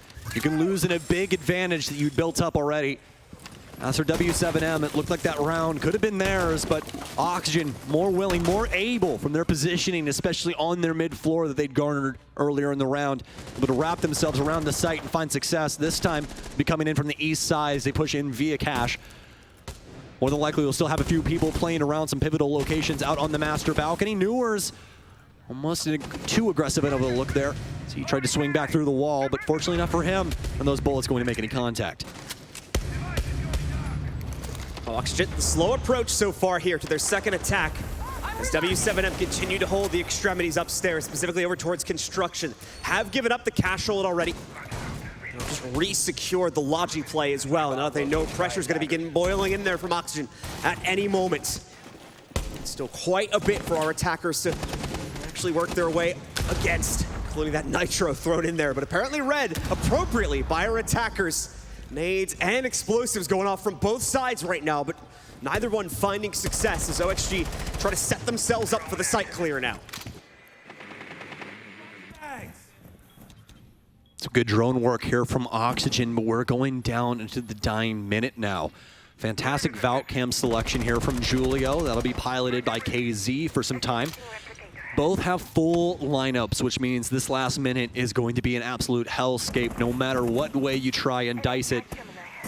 Be able to find some of the drones working their way in, and now the shots out from their respective squads. 2 big kills as the bodies will fall to the floor, but nothing to come from it past that. Nitro Cell lineup for KZ as he awaits somebody rotating in via the Jacuzzi wall. Newer's also with a frag grenade of his own. He'll chuck that deep, but the Womai disc will eat that up. With only 30 seconds remaining, Oxygen must find a place to put this case. It's going to be in Dream's hands here as Foxy's going to propel himself forward. Nitro Cell late. He's found a home inside of Waits, but they have to get more kills. They have to get these angles shut down, John, but KZ, he's ready for it, looking for the second kill there in that situation, his 3rd on the round, but it's the rest of W7M, a triple for KZ, and Vert, so late to the party, everybody's already went home, he's dead, W7M, and KZ especially with a hell of a round. Some echoes from our first map there as once more W7M refused to give up an inch in their actual site setup, constantly shutting down any attempt from Oxygen to steal that map control away, especially KZ on the inside of the Shower's position with the wild swings and the refusal to give that up. Continue to hold back the tide from the rest of Oxygen's execute, and ultimately was the main proponent and the main player that stopped this play from going further into it. I mean, what a stalwart way to play that bathroom position. Practically not moving the entire time, but able to deal the death blow to 3 out of the 4 kills that he found, all from playing inside of the shower and proper angle work. So beautiful, especially that kill that he picked up onto, I do believe Foxy, creeping his way in Waits. Such a tough ask of him in that position, but still able to get it done. On W7M, they'll tie things up here on the defensive end of Clubhouse, and they're going to go to our most successful site so far this entire event. When it comes to this map, it's going to be CCTV in cash. W7M now rebounding here. Going to give us a pretty normal expectation of things on this upstairs hold as well. Most notably, of course, we will have the Azami played out there by Volps. More than likely, he'll be the player to maintain garage control, and indeed, it's going to be the case as they rotate into it. Still supported by the Frost Mats and a deployable shield as well from JB92 to make sure that this position is not given up easily by any extent of the word. No Montaigne deployed by Oxygen, so they will have to kind of directly contend against this, but should have more than enough to deal with it as they're already opening things up on the primary wall outside. Now the hard breach going to go off successfully for Oxygen, but they are going to be attacking, once again, one of our most difficult sites to try and bust up. Not only is Clubhouse our most played map in this tournament, John, at 24 plays, but Cash CCTV is one of our most successful bomb sites. It's got 33 plays, but a 73% win rate defensively. See if Oxygen has anything to say about that stat line. I think Njors knows the pain point for this execute. For a lot of teams, they've been getting tripped up, clearing out the back cache and top red positions. That's what prevented attacks from being successful, at least from what I've been doing, more times than not. So he's going to try to take up that position for himself. Already getting to the bottom of the staircase. Just needs some supporting angles to justify a play going directly to the top of it, whether it's going to be a nade from him, a call out from his teammates once they get a drone to the inside, or something else. Once the justification is given, he'll be the one to swing up top and start the action for his team. More than likely, never mind. Foxy's taken that instead. He's gone directly in, and already 2 players are down. One on the catwalk outside, still another to be dealt with, but Foxy will grab that one as well. Finally dashed, however, by Julio as he sprints out from his top red position. Should prompt for Norz and a few of the others to begin working their way in, but he's too busy. Still working on controlling the situation on the inside of Garage as W7M continue to fight back from inside of it. Well done from these respective squads. Foxy with an early call as he simply berades W7M, moving in off of the breach, able to get some really, really big kills. Dream be able to at least clean up KZ and confirm this 3 versus 2, although more than likely not going to happen when it came to getting him back up. Hertz is going to prepare the Nitro Cell for delivery. That tape rip already gone, but now gun back in hand, so they will have that audio cue if it does end up coming to fruition. going to continue to try and hold things down on Cash. Oxygen have got to find a home for this case, though, and that's the biggest issue right now.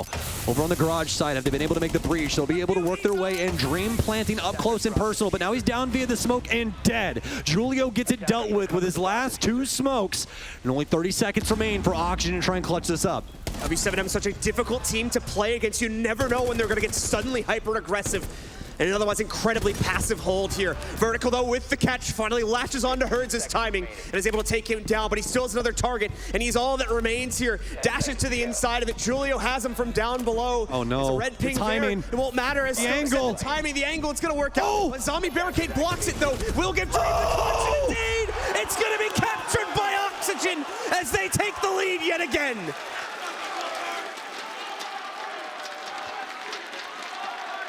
There's no way in hell the Kiba barrier is what blocks the angle on Cash. The ultimate twist of the Azami barricades working in the attacker's favor instead. A double-sided edge to that knife for sure. And indeed, things still nearly falling out of Oxygen's control. We saw it, the original plant attempting to go down does not work out. Vertical has to clutch it out instead here for OXG, and they get the job done.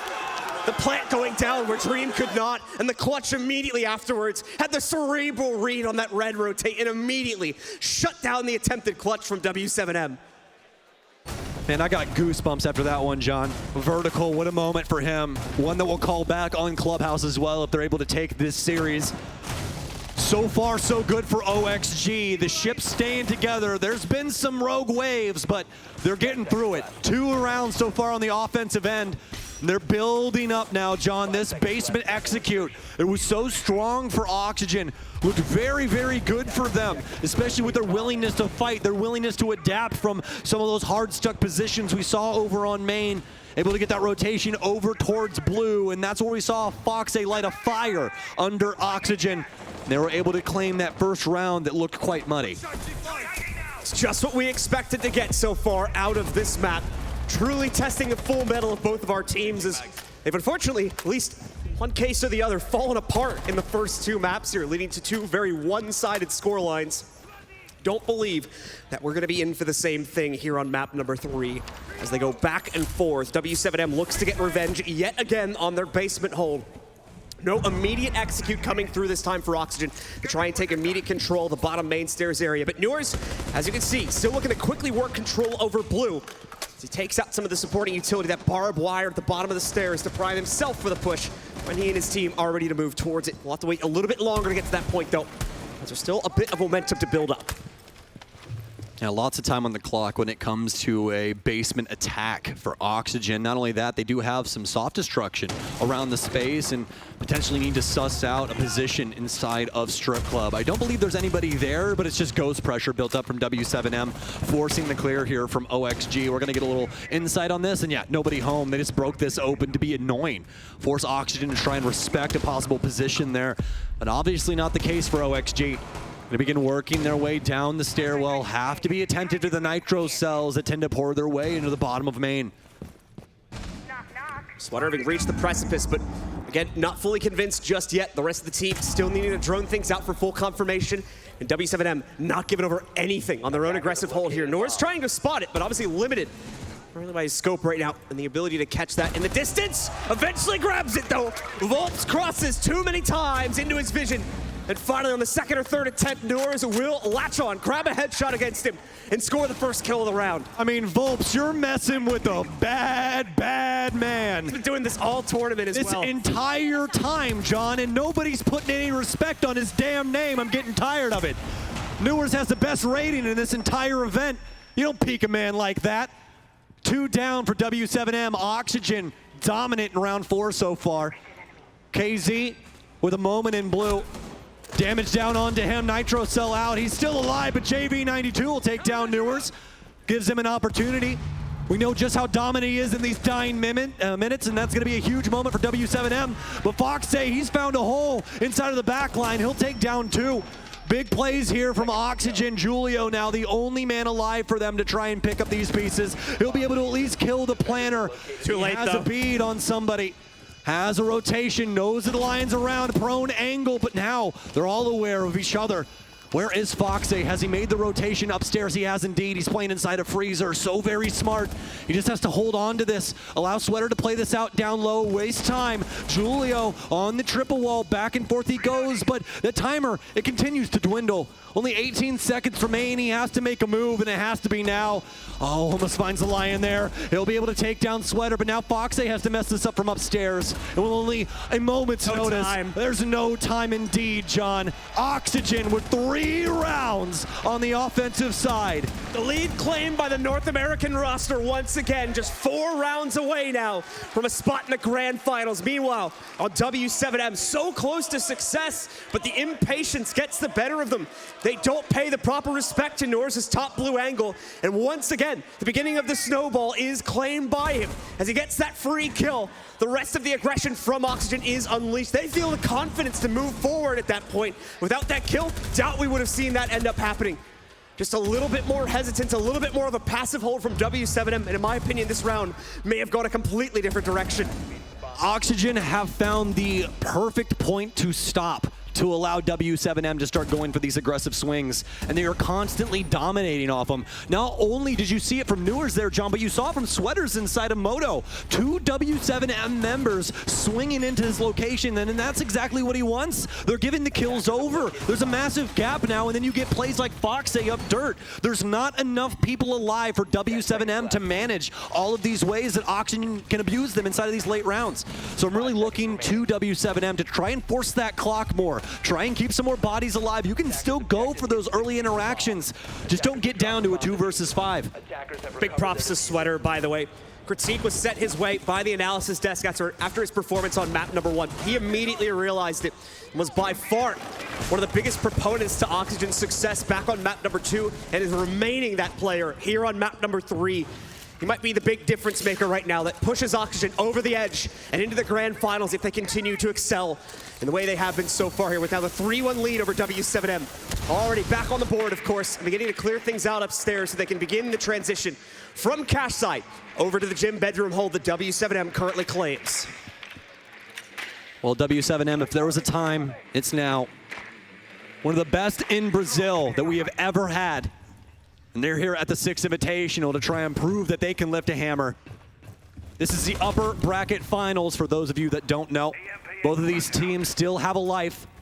No matter what happens, no matter which team loses, they still have to go to the lower bracket and play things out there. This is for who is able to get to the grand finals first. And Oxygen definitely making their case. W7M, though, still have a long road ahead of them. Still a lot to this tale for both of these squads to try and decide it here on Clubhouse. Oxygen now with the top floor assault of the EMPs out, as well as the exothermics. They're going to get the single panel for construction here. It's going to be both, of course, of the hard breaches used now. Not going to have another one in pocket to save for later on in the round, but it looks like they already dealt with the jacuzzi balcony as well, considering that Dream is currently down 2 of his Selmas. So wild that Newers has gotten here already as well, already halfway through. W7M, I don't think they had any actual control over the garage balcony. I'm reloading. Nothing really there, nothing doing. This extension from W7M has been left.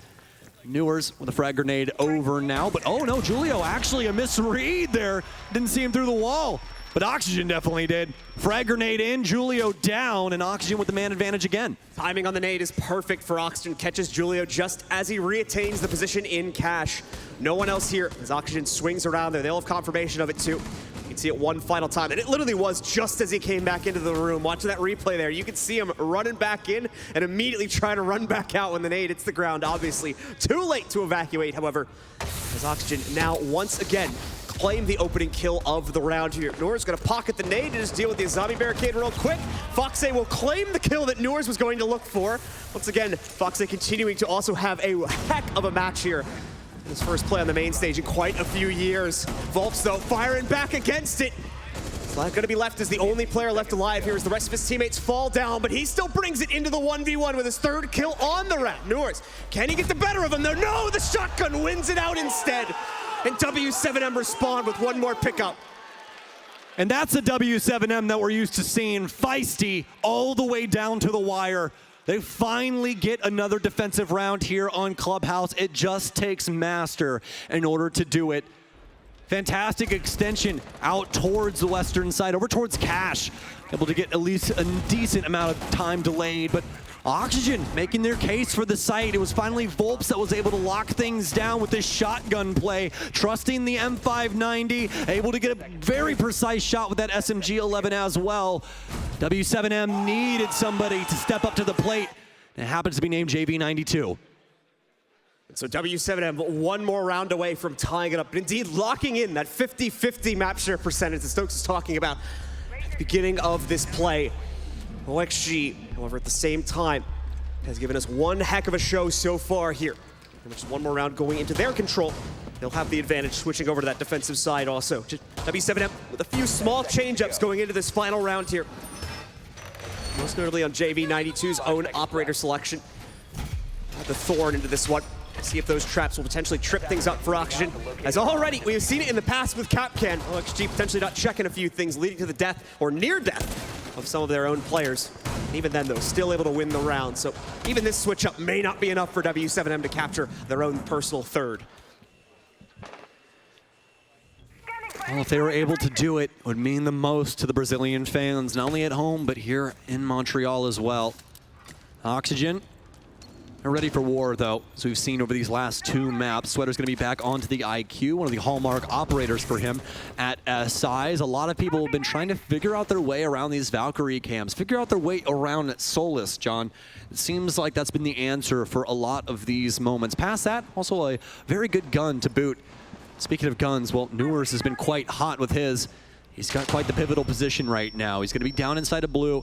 So Gon 6 going off as he'll clean up. I believe one of the Banshees immediately to his left, but he's going to take his time with this. Doesn't want to push too far. He's got the ping on the one player, and he's got the damage, but he can't find it. JV92 goes down. Oxygen, they've opened up the door to sight, but finally, W7M slam it shut back in their face. Julio with a big pickup, KZ as well, and it's a sea of orange across the field. Oxygen still trying to drone into this one. I believe Foxay currently on that one. We're being forced off of it due to the basically 2v4 that they'll be thrust into. Julio confirming it now as he's finally brought back up. Dream, not even sure if he's aware of the player up on top, but certainly watching for it.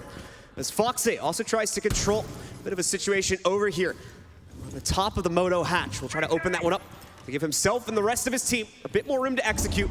But indeed, Dream now totally aware of Herds' own position, but can't really do anything about it. Him and Foxay gonna have to try and work together. Foxay taking command of this scenario instead as he goes upstairs, counters the rotation from Herds. And Herds perfectly fine. He'll just camp out right here and wait for the aggro to come his way. Patience from W7M. We'll see if it's a virtue. Have to stick to their game plan, stick to their guns, and they'll find one. Nice find from KZ inside of blue. It's a triple kill for him on the round. Up to Foxay now to try and collect himself, collect this for OXG. They'll start off here, but what a pinch from Herds. W7M, they're not gonna let this go quietly into the night, oh no. Oxygen, we're here to play. It's 3-3 on the half, so we'll switch sides. Oxygen and W7M, both with an opportunity to close us out in regulation. We're practically 0-0. A dead heat between these two teams. Now an opportunity, of course, for both of them to reset things and forge a path to victory. Yet again, it's Oxygen back on the defensive side now, of course, so they have the opportunity to dictate the state of play, both in terms of where we're going to be going and how we're going to be playing these rounds out. Do they want to get in the face of W7M and immediately challenge them, or do they want to hold things back and try to play a much more passive game, as we saw W7M shift themselves into to finally close out a few more rounds at the end of this half? Oxygen immediately with a double stack over here to prevent the Moto push from W7M if they try to play that through that doorway. For the rest of their hold, though, it is looking like once more we'll have a pretty straightforward hold in the depths of the basement, but don't forget we'll also have probable extension upstairs as well when we consider the operator selections in play between the Solus and as well Sweater's pick over to the Azabi. No IQ in play here for W7M, so won't be able to exactly thwart all of her game plans, but they do have the Lion, as well as some other key pieces of utility to try and assist with this site, as well as assist with these players and attempting to hold them down, keep them at bay. Sweater's going to be quite aggressive here over towards stock initially. This is not the worst thing in the world, honestly. A lot of people getting caught off guard simply by this door just being broken down. We'll see if JV92 is that type. We have back off here from Sweater. All the doors open and he sees that far angle just got sealed up. So JV92 very aware that Sweater was just in this area. He's going to force himself back towards Secret, seal up that door with one of the kunai. JV92 still here for the clear, however, will follow his drone up to the second floor. Begin flushing down any of the remaining pressure from OXG. Obviously not much of it left still in play on the second floor. So just up to W7M to get full confirmation on that. At the defaults and a few other things as well on the way down. But really slow play from our attackers here as they still try to build up enough momentum and confidence to get fully into Oxygen's setup and not lose the breadth of their own defense or their own attack in the process here. KZ, the Overwatch on blue and probably going to stay here for the foreseeable future until he's given the go-ahead by his teammates. Still so much time on the clock for W7M to process the site setup and get this soft destruction dealt with. That's going to be our first sign of the timing from here from W7M, as we'll have some of the X-Kairos go off. Able to at least get the bar hatch, and they'll start over on Kitchen. Fox is going to try and make some holes here to try and prevent things, not only from the angle outside that he's going to continue to try and play with, but prevent these X-Kairos from going down. Really no way for him to find too much success here as the angle is playing against him. Right up against that windowsill is where the Habana is able to just swing through, find that, just so happens to not be the angle that he can work. But now, able to find himself a pivotal position through said hatch. Although W7M going to be quick work of that past that moment. Foxay no longer able to hold them at bay, so the kitchen hatch will be opened as well as the other hatches around the space. They'll get blue control now too. To respect the aggression there from Foxay, trying desperately to get that headshot pick off from the other side of the kitchen hatch. Just a bit too difficult of a shot to land, however, the stars do not align for him and the rest of OXG to prevent that hatch opening. So W7M has reached now that pivotal point of the round, ready to move themselves down into the defensive setup. Just not a lot of excess time to get the job done. And of course, Foxay still firing back through those top-down openings here. He's got to be careful as he's being aggressively hunted now by the players on the other side. Ends up trading with his opponent as they both go down. And now more pressure starts to work its way. And Herds thought for sure he'd already got the kill on Sweater, but a double dash back in, claims that kill, and one more on top of it. Vertical to respond here on the defense, but now he's alone. Foxay already down, and Herds to once again clean things up. It's W7M to take the lead as we head deeper into the second half. This right here, John, is why we never counted them out. Oxygen, they were able to find some serious contributions when it came to their offensive side, but W7M, they're so good when it just comes to Siege overall, no matter what side of the coin they're on. And they are always willing to take it down to the wire, take it down to these gunfights. That's what we see so far here from W7M. Fantastic ability to process the map quickly and start this execution, carving Oxygen out of church and getting a place to put this plant down. We move forward now as Oxygen feeling as though that basement really wasn't the best, so they're going to try it all over again, but with some different operators. So a lead for our Latin American squad. Now they need to keep it though as OXG goes right back into the depths of the basement for another retry themselves. A few switch-ups on their selection here, not as aggressive. They're going to peel back, double down on the trap operators, it looks like, as doors will go over to the Legion. On top of that, the cap can also going to be played out here by Foxay. Try and trip up the very fast clear that W7M went for, only in those final 30 to 40 seconds of it though. The thing is, W7M, once more, an incredibly smart team, often able to read into these change-ups and adjust their own strategy as needed. So expect a bit more faster play this time from our attackers to try and get over that potential issue of clearing out the traps downstairs. Oh, and a hop out here from Noors to potentially start it, but the timing is not there. JV92 assists and shuts down the aggro from Noors. That slight second of hesitation, John. Do I go? Do I not go? Happens to be the timing that kills him there. Herds now. Important gunfight. Not able to win it out against Sweater just yet. We'll seal up one door. That means another one's open.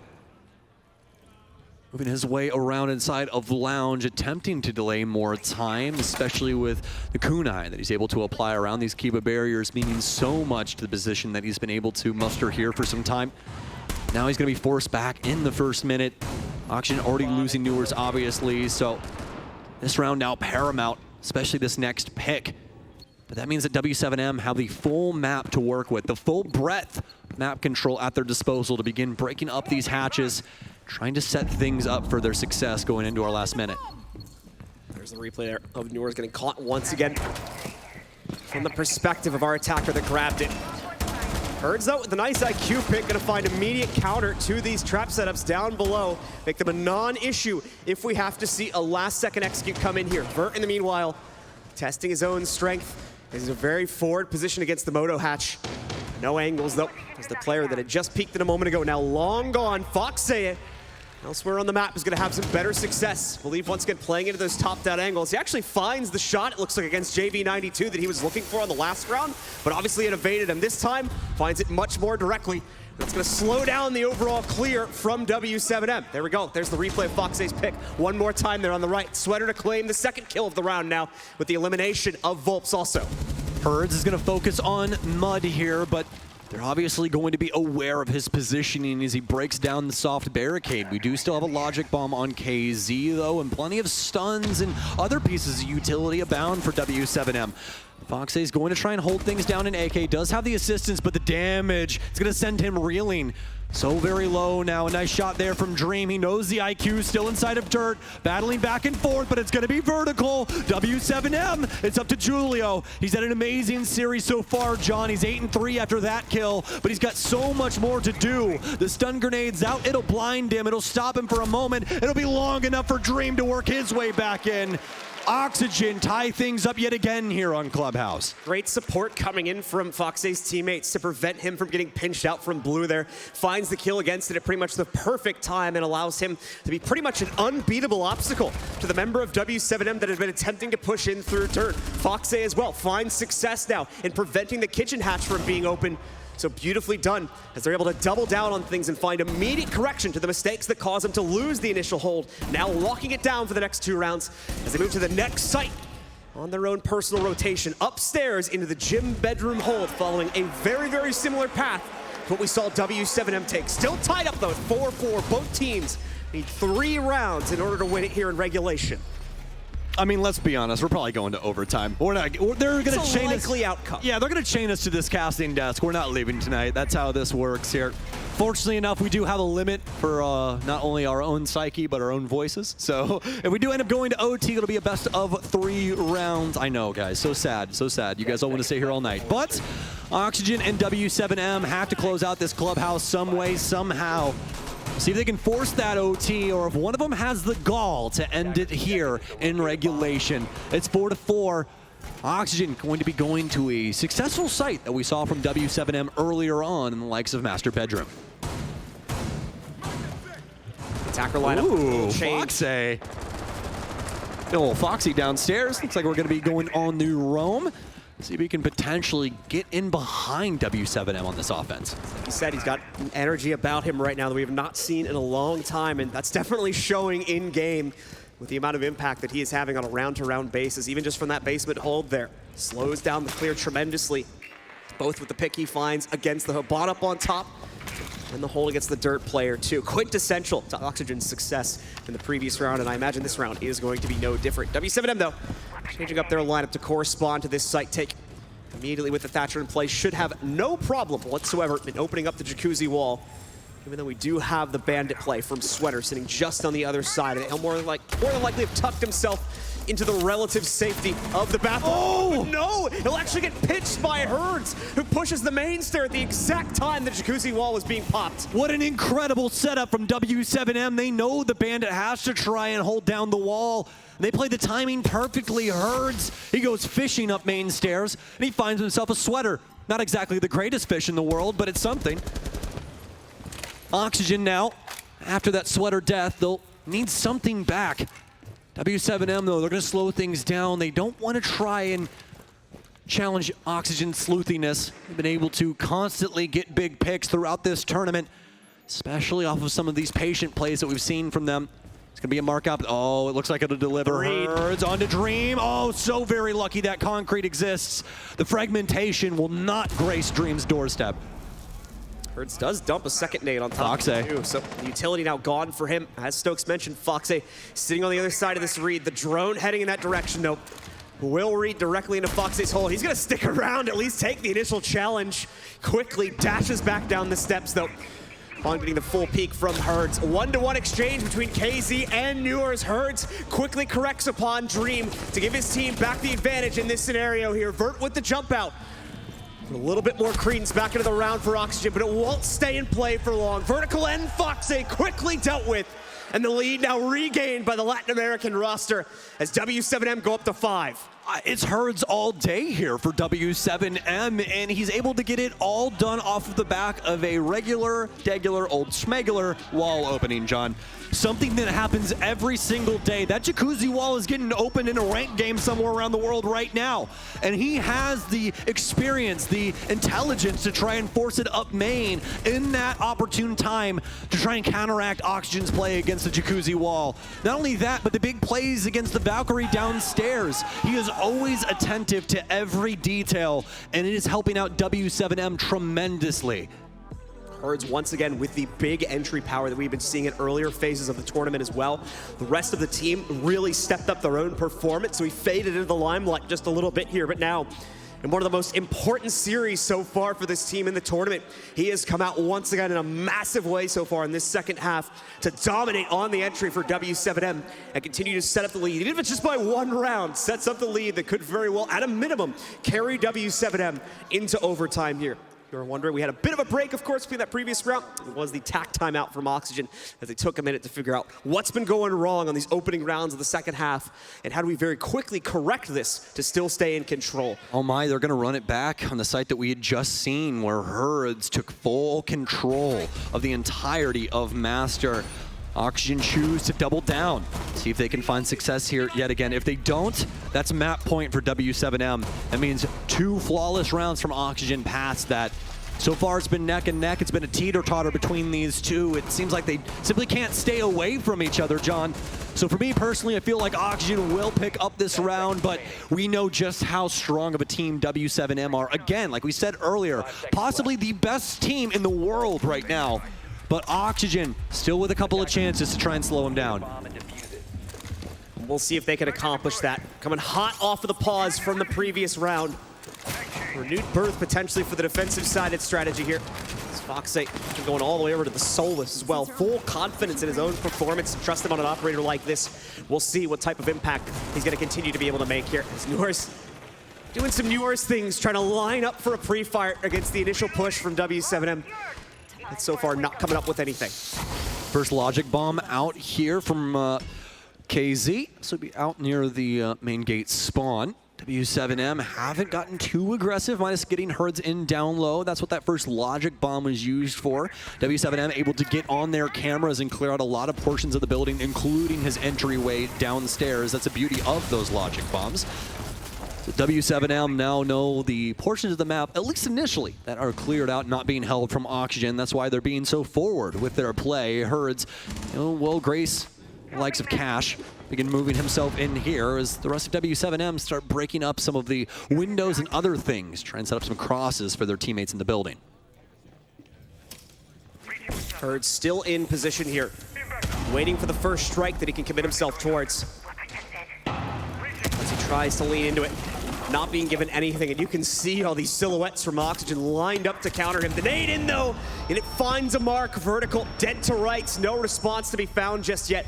And W7M to immediately steal full control of construction away off of that one. A bit of resistance still potentially to be thrown in from the Logi side. Yours as well, he can see someone leaning out from Cash there, just not actionable. Tries to line up for it though, and indeed gets the pick. Herds to go down. Bringing it on to a 4v4, and even keel between both teams here as we enter the final minute of play. Inhuman reaction time there from Newers. Just the hair of Yana exposing there, immediately rips her head off. It's a 4 versus 4. W7M still set up for success here. Do have Julio the hard breach on the jacuzzi side, but I don't believe they have a way to actually get this wall open. No EMPs on KZ, but a kill. His sweater will wander a little too close to the sun. Ends up dying to an unbeknownst angle. They're on the drone hole.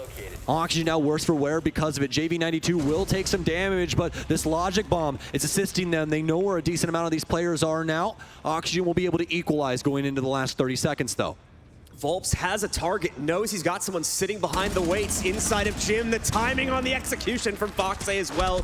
KZ thinks he's safe. Volps apparently just has to go for it on the hop into the bedroom window here, trying to take down his opponent. Julio will end up claiming the kill against Newers instead, but it matters not, as the refrags show up pretty much instantaneously to tie us up again between Oxygen and W7M here. 5-all as we enter the final 2 rounds of regulation. This series is just gonna keep on giving, folks, so I hope you're here for it. Stay glued to that screen because these last 2 rounds are gonna be paramount here.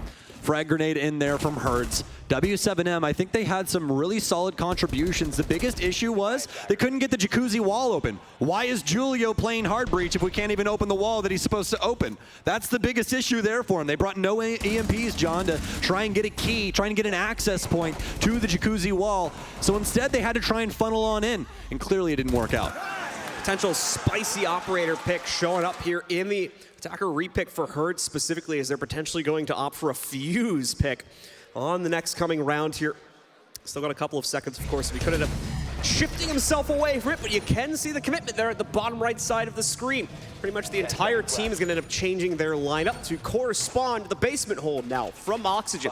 The fuse certainly going to help to potentially get players like Foxay out of the way of the window hatch clear. A few other positions where we could find those nades being very useful too. So this could end up being a very smart selection when everything is said and done. Won't be too scary for Hertz to try and operate around a lot of that soft destruction either, because Dream is the only one with a Nitro cell. So it's not going to be too risky. Obviously, I mean, there is a chance of death still, so got to at least put that in the description of the job, but doesn't seem like it'll be too risky for him. At least initially, Newer, so much damage off that frag grenade, practically perfectly cooked. Sweater's trying to help him now too. They're gonna fight fire with fire. Impacts out. JV92 and Herds both lit up. Are they actually going to make it out of this? I think they are. They've been able to match W7M's energy, and they're like, oh, no. W7M just gives the full respect over. They back up entirely from the window and go back to the usual second floor, as well as kitchen clear now. Too much important utility still in their pockets. You have those EE1Ds from JV92. You have the entire fuse kit here with the cluster bombs from Herds, something they haven't even seen yet. But might have seen fuse there, so could know these clusters are coming. Just have to see. Herds, of course, now working himself over to that top kitchen position where there's plenty of spots to place down the fuse chargers themselves. One already set up and had been previously used. We're going to see if another one yields results once he's ready to do so, but expected to show up around the 120 mark here when himself and Julio are ready to begin working things over on the kitchen side. Right now, trying to help out his teammates, trying to make sure that Oxygen aren't swinging up the staircase to reestablish their own aggressive hold. The Terror Drone's even being used for soft breach now on the main hallway floor to try and open things up. There's obviously no sledge in play for this lineup because they brought the fuse. They do need more creative ways to establish top-down angles. Do have the beauty of time, though, as well on their side, especially after the big kill onto Foxay. W7M might have the opportunity at their fingertips. They've taken down the leader, and now they just have to take out the pack. Low HP still on JV92, but I do believe he still has an EE1D in his pocket. That could be the call sign for their aggression coming later. Continue his drone game here, and Herds still so many clusters at his disposal as well. When will those come through? KZ will take down Sweater. Herds is gonna move in. They could just use this on the triple wall to try and clear up cash, or rather Church. It's gonna be some stuns in. Dream's gonna get marked up. I do believe that might be the clone there from the Yana. We'll just have to see. Yes, indeed, KZ is gonna be back up on the other end. Vertical ready for this. Counter. And to win it out. 2 OXG wins, but also an OXG death. Vertical to try and pick this up at the angle. It's too strong. Plays back to it. Can't find the kill. Swings in from the main door, but W7M are the first ones on the match point.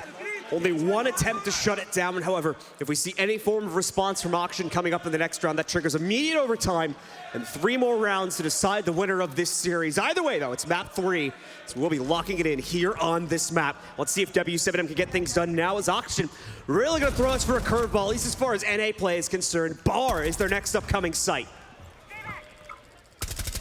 I mean, well, you got to try something, don't you? Might as well go all the way into the back of that little black strat book and pull out the thing no one expects. It's gonna be Bar, our least played site here on Clubhouse, but one that has actually turned a lot of people into a believer. over this last year. It used to be that this site was completely unplayable, folks. Everybody would scoff at you, not only as a regular, everyday Rainbow Six player, but as a team if you went to this site. Clearly not the case anymore. Oxygen banking everything on the fact that they can win here on Bar right now in Clubhouse. It's found its state of play, starting out more than anything inside of EU. If memory serves me correctly, we've slowly seen those strategies bleed out.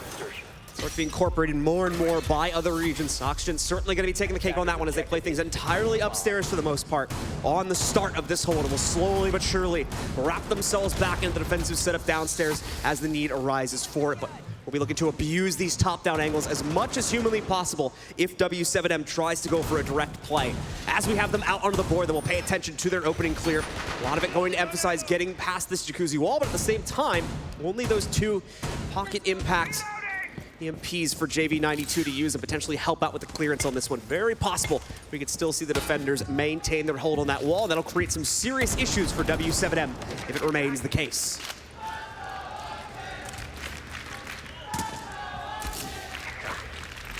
So much solid position adopted into this lineup, or solid play adopted in this lineup for W7M when it comes to this utility. You have the logic bombs of the Doki, you have the EE1Ds of the Lion. That's such a strong info game being built up from W7M. EMP's out. They're going to try and bandit trick this. First nade in. It's going to deal some considerable damage to Vertical, also to Sweater. Have those being chucked in from the rear. Volp's going to be able to take down one. Vertical can't get it. The wall's open now here for W7M. They have an opportunity to end it here, end it now in regulation. They don't want to give Oxygen a chance. You have to get rid of this flame. No chance for Oxygen to try and work their way in. If you open that door a crack, they will bust it down 1 foot at a time. It's going to be hers to try and seal this deal, John. He'll work his way in from weights.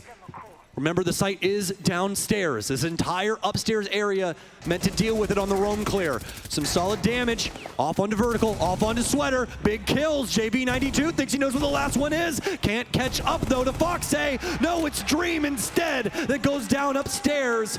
A 5 versus 2 now lay at the feet of Oxygen. It lays at the feet of Vertical and Foxay.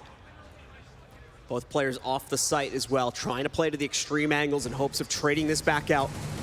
Very tense scenario now presented to both of the remaining Oxygen members. For W7M, it's just a matter of taking a slow roll on this, droning out everything they possibly can, making sure they trade their way towards a win. They have more than enough of a player count to accomplish this.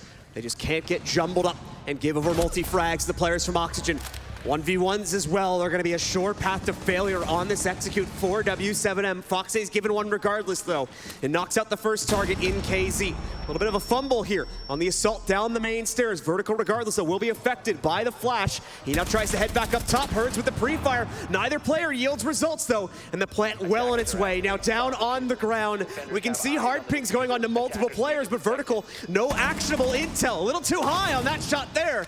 Doubles back down the steps for a reset. Well, he also waits for his teammate Foxay to get in position, attempting to work it from up on top. But you'll notice W7M, they even have presence up there. They're gonna find Foxay. He gets locked down, and so does the final member. It's W7M to be the first team in the grand finals of Six Invitational 2023. The Bulls are on parade, ladies and gentlemen. W7M. The first team in our grand finals of SI 2023. The first team to be able to get a chance at that hammer. So very excited for our Brazilian squad. They came so very close in Jönköping, dropping their series to BDS, but they won't drop it to Oxygen. They'll send them to the lower bracket tomorrow, and they'll be waiting for someone on Sunday. This also continues the record of LATAM's dominance overall as a region. This is now 3 major events in a row that a Latin American team has been able to at least make it to the finals and claim the second place prize. Will they be able to go all the way this time and lift the hammer, lift the yearly championship for Siege? All that's still to be determined as they have a day off tomorrow. They get to watch the remaining matches.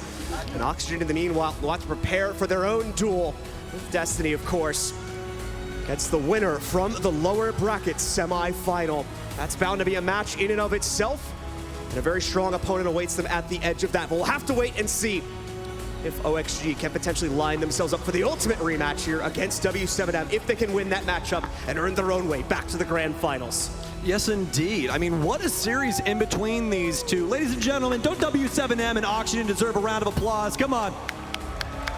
Fantastic showcase between these two. The full breadth, both of them so very dominant on the other's map, but it took Clubhouse and max regulation to get it done. Oxygen not out of the fight just yet, as once again, they will be headed to our lower bracket. Just a very fun series overall to watch, given the way that this entire matchup continued to seesaw back and forth. A 7-1, a 7-0, and then nearly going to full regulation time on this final map as well. Finally getting a back and forth affair between these teams, but I think once more, the best way to test our true winner ultimately, as once more, at the end of the day, they still end up coming out on top for Latin America.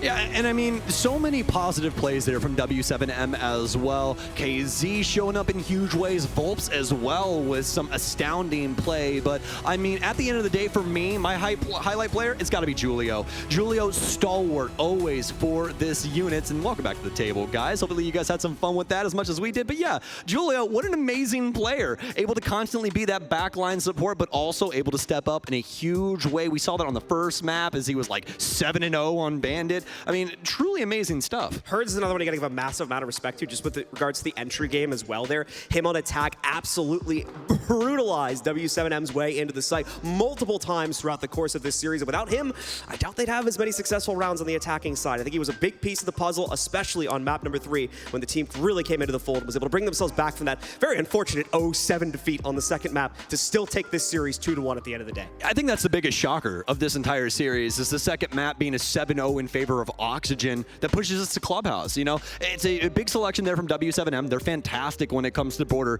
but just something not in the cards for them, not able to hold a candle to Oxygen in any sense of the term. So hopefully, when it comes down the line, you know, grand finals wise, border isn't something that comes back to bite them. We'll have to wait and see, of course, when the rematch, if it's going to even happen, of course. But I know you guys want to hear from our winners, so let's send it down to the stage with Ian Chambers, as he's got an interview waiting with one of the members of W7M. I do indeed, and of course it is the legendary Julio standing here, just a matter of inches away from the hammer. W7M, of course, send Oxygen down into our lower bracket. You have just booked your spot in another grand final. Yeah, man, we're so happy, like all the year of dedication, you know. And sometimes I've been in the grand finals, I won, I lost, and sometimes I just feel like we're gonna win, you know, and I'm feeling that right now, and the confidence is so high, man. I think in all sports, when you go on a run where you've got that winning feeling behind you, it's a real sense of momentum. Obviously, I haven't ever experienced it on the level that you have, but when things are going your way, it makes you feel like an unstoppable force, right? Yeah, for sure. When things are going our way, we always guarantee the advantage, you know. We never lose confidence on the game, but when things are going south, it's hard, you know. But it's hard for all the teams, so yeah, it's some things that is difficult in the game. Julia, last time we chatted, it was last year. And I asked you about, you know, why do you still do this? Where does the hunger still come from? Because you've been to the mountaintop already. You've lifted the hammer back in 2021. Albeit that time round, you didn't have a live crowd like this cheering you on. What makes this different to back then? I think everything about early, I do it for my family, for the boys on W7M, for Brazil, for everyone, you know.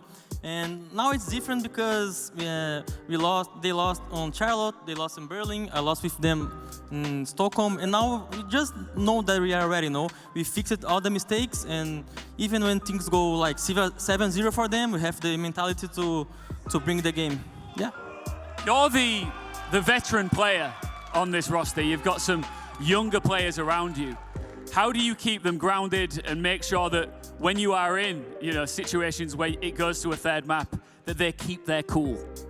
We have a really good staff, you know, Igor and Abreu. They really make them composer, you know, even they're young kids. I pass them some experiences too to maintain calm, but today everyone played awesome. The communication was awesome, and so they're just ready, you know, they're just ready. Interesting fact, and I know that people are starting to leave because it's another start tomorrow. You'll all be back. A quick round of applause because Julio just became, hold on, the most experienced Tier 1 Siege player of all time. After completing that map, that was your 428th Tier 1 map. And you're still as young as they come, brother. Yeah, man. I'm gonna be 4 years old playing or being a coach, or I was gonna be here. You know, I love Rainbow Six, and I love everyone here, and thanks, everyone. And yeah, let's go. All right, last one from me. Of course, it's either G2, Astralis, or Oxygen now that will meet you in the grand final. Any favoritism from your perspective? Anybody you particularly want that to be? Man, we love everyone, you know, we love Alemão, we love Iconic, the guys from Astralis, Oxygen, so yeah, who comes is gonna be a great game. All right, well, ladies and gentlemen, this man is a legend, so you gotta give him their flowers when they're standing on the big stage. It's Julia. Congratulations to W7M. What a moment, you just booked your place in the grand final. This could be yours on Sunday evening, but for now, go join your team and have a nice day off tomorrow, all right? Enjoy that. No drinking, all right? None of that, of course not. All right, thank you everybody in the arena. I am now going to cross over to that wonderful man on the desk, joined by two other wonderful men. Milos, let's wrap this up. Thank you very much, Ian from the radio. Big shout out to the Brazilian fans that we have in here. Look at him. Oh, it's a good thing. I was this close to turning my head around, Ian, but that could have been one for the ages. Anyways, for all the people that are jealous, love you too. Big love to all the crew that we have in here from Brazil that are joining either from UB Brazil or from the media team that we have around, from the teams themselves. It's great to see that even here so far away, there's still support for the region. I know it's getting late and everybody's very tired, so we're gonna go through things one by one. And don't you worry, we still have a ton of energy here on the desk. Hello, I'm Milos. With me on the desk are Jesse and Fresh. Gentlemen, let's break things down because that map 3 was an absolute banger and it went the complete opposite of 1 and 2. Yeah, we finally got, I think, the map that we all wanted for the upper bracket finals, right? We got to see 12 rounds going through from these two squads. You had no idea who was going to win until the very end, and I really do think that this was the map where we got to see Herds come alive. Man finished 15 and 8. He had a phenomenal performance throughout this map, and I really do think him turning it up on attack is why we got to see W7M take that spot in the grand finals. I think there's a couple players that you immediately identify with certain spots. Shaiko, the basement of Oregon, Bolo, the top floor cafe. Herds on the main stairs on Clubhouse. Every single round, whether it was basement, he's running down and getting 3 kills. Whether it's gym, he's running up and getting 3 kills. It always felt like he was playing around that position, and he always found so much success playing there. I think what Julio said in the interview there was actually very important. He said that these boys, it's their time. Now, I spoke to him back in, well, Jönköping. Obviously, he'd been to Stockholm and then into Jönköping when they lost and they went out in the semi-finals. And I said, Julio, commiserations, you know, unfortunate on leaving the competition. He said, it's not commiserations. He said, these boys need the experience. They need to experience this failure and their time will come. And he said, it was not our time this tournament. If he's now seeing it's their time, I fully believe him, it's their time. I think the best team across the course of the tournament, because let's not beat around the bush. These guys actually finished 3rd in their group, right? Yeah. They didn't actually do too well in the groups, and they've just come alive through the bracket. I think the best team across the whole tournament has obviously reached the grand final from the upper bracket. They'll go into the grand final, and they'll have that veto advantage as well, coming in on it. And these guys, they look so scary. The fact that they were able to come back from a 7-0, you know, we was talking about it with Oxygen. They were able to come back from a 7-1. They came back from a 7-0 into a very close map and just about had the guts to see it out. Yeah, I mean, you talk about that mental resilience, right? And in the interview, he talked about the support staff on the team. Igor, their coach, has, I think, really been one of the unsung heroes. Everybody talks about the talent of these players, but Igor himself has really put in a lot of work to help get these guys on track. Of course, his win rate after the tactical timeout is the highest of any other coach at this event. He's been phenomenal to help them out. Obviously, a huge part of that team. You cannot forget about the wonderful support staff of W7M. Can anybody stop him?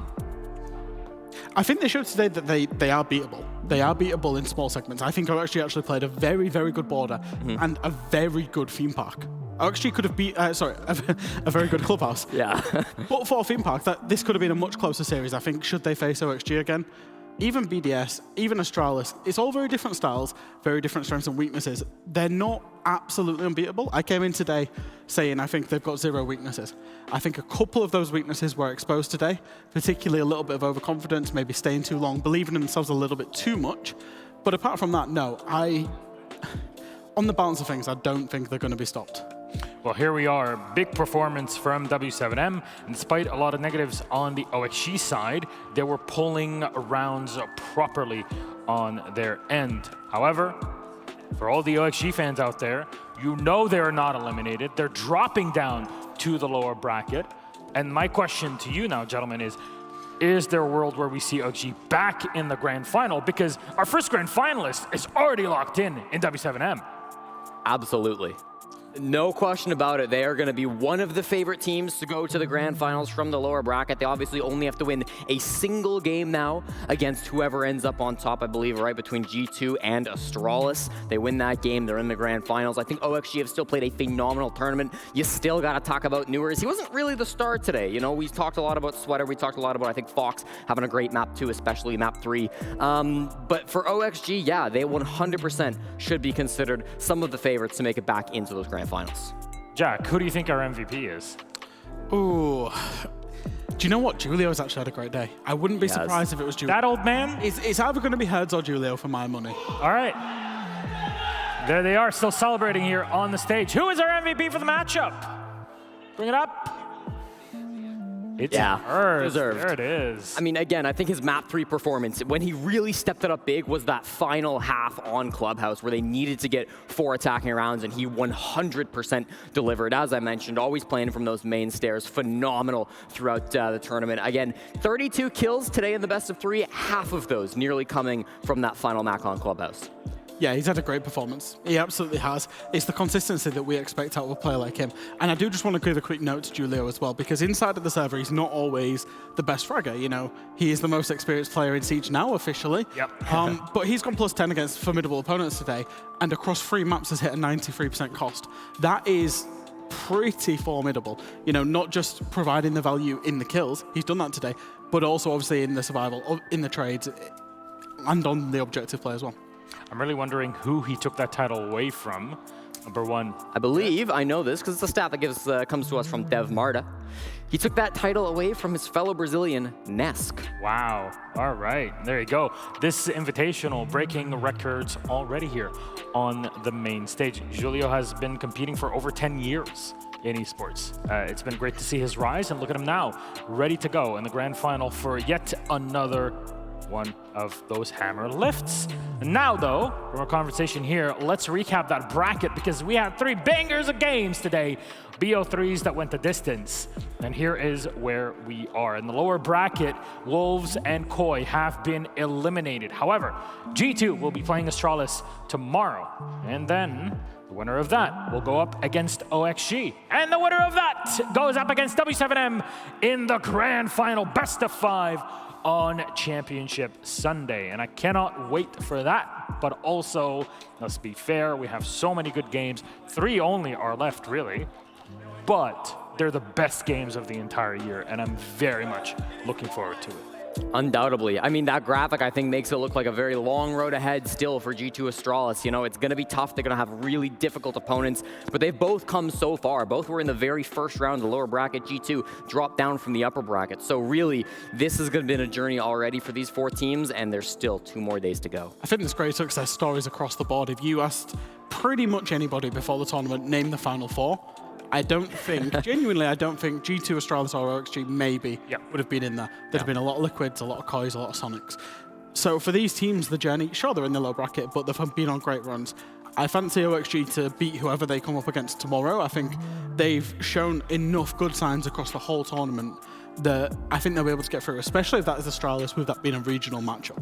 All right, now that's the big question then. What happens tomorrow? Actually, we have a schedule for that, so let's put it on the screen and show you what you can await. Here it is. You see it. G2 versus Astralis is up first, and then the winner of that game will advance to play against OXG for a spot in the grand final. But in between is the season panel. Now, I know there are some Rainbow Six fans that are watching this. You have to just, you know, keep it $150. But for the season, for Year 8, Season 1, this will be the moment to watch. 14:30 local time here on the East Coast. That's where you have to come back because it'll begin. We'll show you everything that's coming in Season 1. Now for the rest of the year, that'll be on Sunday, just between you and me. But for Season 1, that's tomorrow. Make sure not to miss it. Set your times for it. And that's, I guess, for our European friends. That'll be around, 8:30 p.m.